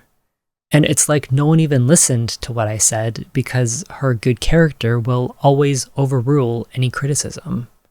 As long as her supporters see her as hardworking, passionate, and caring about her viewers, no one is allowed to criticize her business practices or be concerned about her impact on the online art community. And my whole big point about this is sometimes when people are saying you're hurting your audience, you do need to listen instead of going on the defense. That's very different than people just coming at you out of nowhere for no reason. There have been a lot of response videos, but it doesn't seem like anyone has addressed any of my specific points. It does seem like the art YouTube community as a whole has been dismissive and defensive. This video mentioned some other examples of artists deflecting criticism, which I'd consider even more serious than the example of Kelsey. But I agree that audiences are harmed when we refuse to hold people with larger audiences accountable. I thought this video was an interesting and unique perspective on the situation, incorporating my critique of Kelsey into a larger conversation about how YouTubers seem to be above critique. It wasn't completely about me, but I think it was a unique perspective of how my video and the response to my video are a part of a larger trend. S tier. This video is about an important topic, and I'm glad it exists. I am so tired, but we are at the last response for this video. Are art YouTubers a scam? By Meridian Gray Culpepper. And so there's been a few videos on both sides. You know, very famously, Kelsey Rodriguez has sort of made this video responding to another video of people claiming that she's a pyramid schemer. Can you say that Kelsey very famously made a response video when it got less than a third of the views that the original video got? Here's a better sentence for you. There's been a few videos on both sides. You know, very famously the video that started this whole thing about various pyramid schemes on YouTube, and then one of the people mentioned in the video made a response. You gotta be smart with YouTube. You gotta make clickbaity videos. Your website has to be designed a certain way. You have to draw certain things to get people's eyes on your work. I don't disagree with the clickbait part, but it's wrong to imply that making YouTube videos is a prerequisite for making income as an artist. In fact, successfully making YouTube videos is probably the only way to guarantee that you won't make money from art. My best performing videos have had nothing to do with my art, and they're not getting eyes on my work, let alone helping me make money from my work. Why do you spend time following someone's journey about, the money they make from their business? It's because ultimately you want to make money from your business. You want to learn and see if you can do it yourself. Yes, people watch Kelsey's videos for advice and not for her artwork. They watch her videos because ultimately they want to make money from their business. They want to learn and see if they can do it for themselves. It's very easy for someone to give you advice who has no skin in the game. It's very easy to listen to somebody who can give you advice about your job, about your life, your career, without knowing anything about it, but also having never done it themselves. People love to talk, but they don't really walk the walk. When I hear this, I think about how Kelsey likes to make idea videos. It's easy for Kelsey to offer her ideas when she doesn't have any skin in the game. To be fair, she's honest about not having personal experience, but she likes to do research and share this advice. But wouldn't you want to hear this information from someone with first-hand experience? For example, in this product ideas video, she shares a group of standard product ideas. Most of these things are things that could be printed on demand, like through Redbubble. The one idea that stands out are enamel pins, which are apparently an idea that's popular. Anyone with knowledge about manufacturing merch knows that enamel pins are not beginner-friendly. They are expensive and risky, and putting them in the same section as stickers or prints is misleading and makes literally no sense. It's easy for someone who, as far as I'm aware, has only done print on demand and digital products to say, hey, enamel pins are fun, you should think about making them. But she doesn't know anything and has not done anything herself. Her viewers should be doing their research and not just taking her word for it. But I also think it's dangerous that this video looks like real business advice when it only exists to be a vehicle for the sponsor, a merch-on-demand company. There's no information in this video more helpful than looking at products on Redbubble or going to a local art market or artist alley. So my advice to you guys is, let's not turn the conversation of, is a YouTuber an artist, but is this YouTuber living the life that you want to live? That is the question you should be asking every single time you watch a YouTuber's video. I think this is a decent conclusion, but it's still missing my main point. Kelsey is selling her life as an artist, which is why it's so important that we do question whether or not a YouTuber is a full-time artist. She sells art business advice despite never having run a successful art business. If someone becomes an art business teacher, it should be because they want to share their knowledge and experience, not because they couldn't sell their art. People of all ages and experience levels are susceptible to wanting the full-time artist lifestyle Kelsey pretends to have. And I think it's important for the people who know better to speak up instead of looking away. This video had a lot of great insights about how becoming an artist online involves playing the social media game, making clickbait videos, embracing the fact that people are more likely to watch videos for advice and potential future money, and giving easy advice without having any skin in the game. And most importantly, the question at the end of the video, is an artist doing what you want to do or just talking about what you want to do? B tier. Interesting, but I think it could have been a little less dismissive and ambivalent. In conclusion, there are a couple of things I want to talk about as I wrap up this video. First, I want to talk about my intentions because a lot of people have made it seem like I just made that video for the views or the controversy. We could argue about intent versus impact, and that's always fair, but I wanted to explain why I made the pyramid scheme video. I watch a lot of art videos. I watch a lot of commentary videos. At the time, I was also watching a lot of business and advice videos. One day, I was watching Kelsey's video about how much money she makes as an artist, and she said that thing about how anyone watching could expect to earn $10,000 a month with her advice. That is quite obviously the same kind of language that pyramid schemes use, and I thought it would be a funny comparison in an art business related video essay. That's how it started. It was supposed to be a funny comparison to try making a video that combined all of my interests. But the more research I did, the more frustrated I became. I realized the time I spent watching these videos was a complete waste because my channel hadn't gone anywhere. And I'm not just talking about views, I'm talking about spending more time watching videos than making them. The other thing is that when it comes to my art business, I've had to research or figure out everything I know for myself. Not even necessarily because art business videos are never helpful or informative, but just because you have to figure things out. That's just how it is. My video came from a place of frustration, and I do wish it could have had the humor and the jokes I initially wanted, but the dry, sarcastic tone was more honest.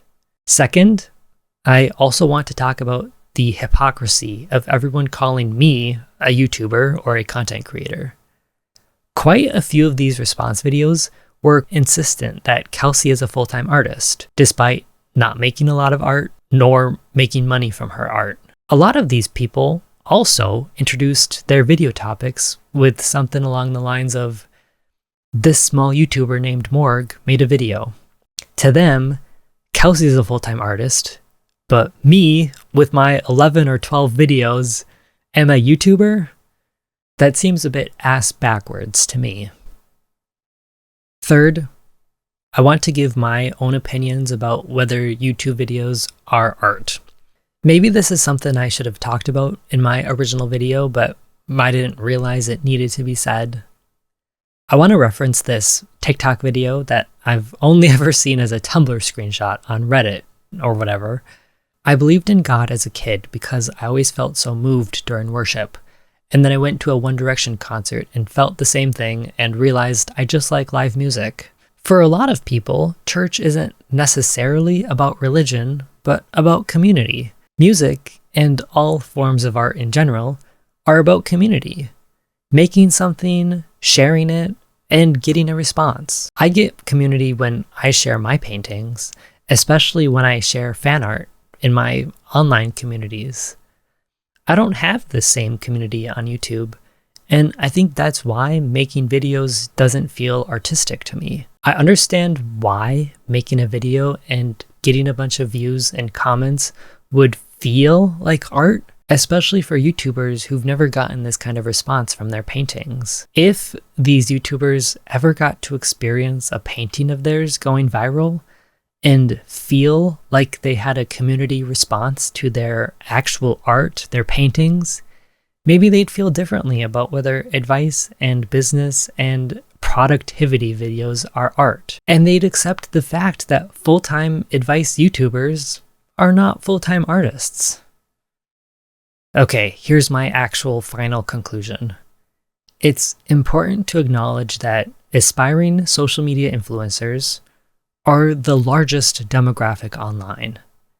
Just about everybody who watches videos on YouTube either wants to make videos, has previously made videos, or is currently making videos. And this is why these pyramid schemes are so successful.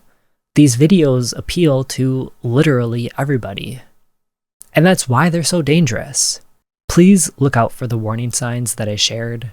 My video was dangerous for YouTube advice channels, and that's why almost all of these response videos from art YouTubers disagreed with me or dismissed my concerns.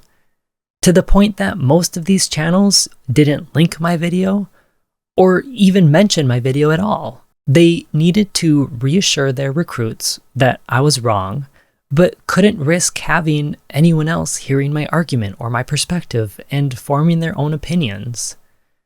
There are definitely even more videos that I couldn't find because my name wasn't in the title or the description or even mentioned in the video itself. It was pure luck that I found all of these videos here. So, anyone who says, I made this much money as an artist and you can do it too, is almost certainly taking advantage of you. Watching advice videos will not make you as successful as the people making them. They're only successful because you are watching their videos and maybe buying their products or giving them money. If you want to make videos, I don't want to discourage you, but don't make them because you think it's necessary to become an artist. Please don't let them distract you from your art.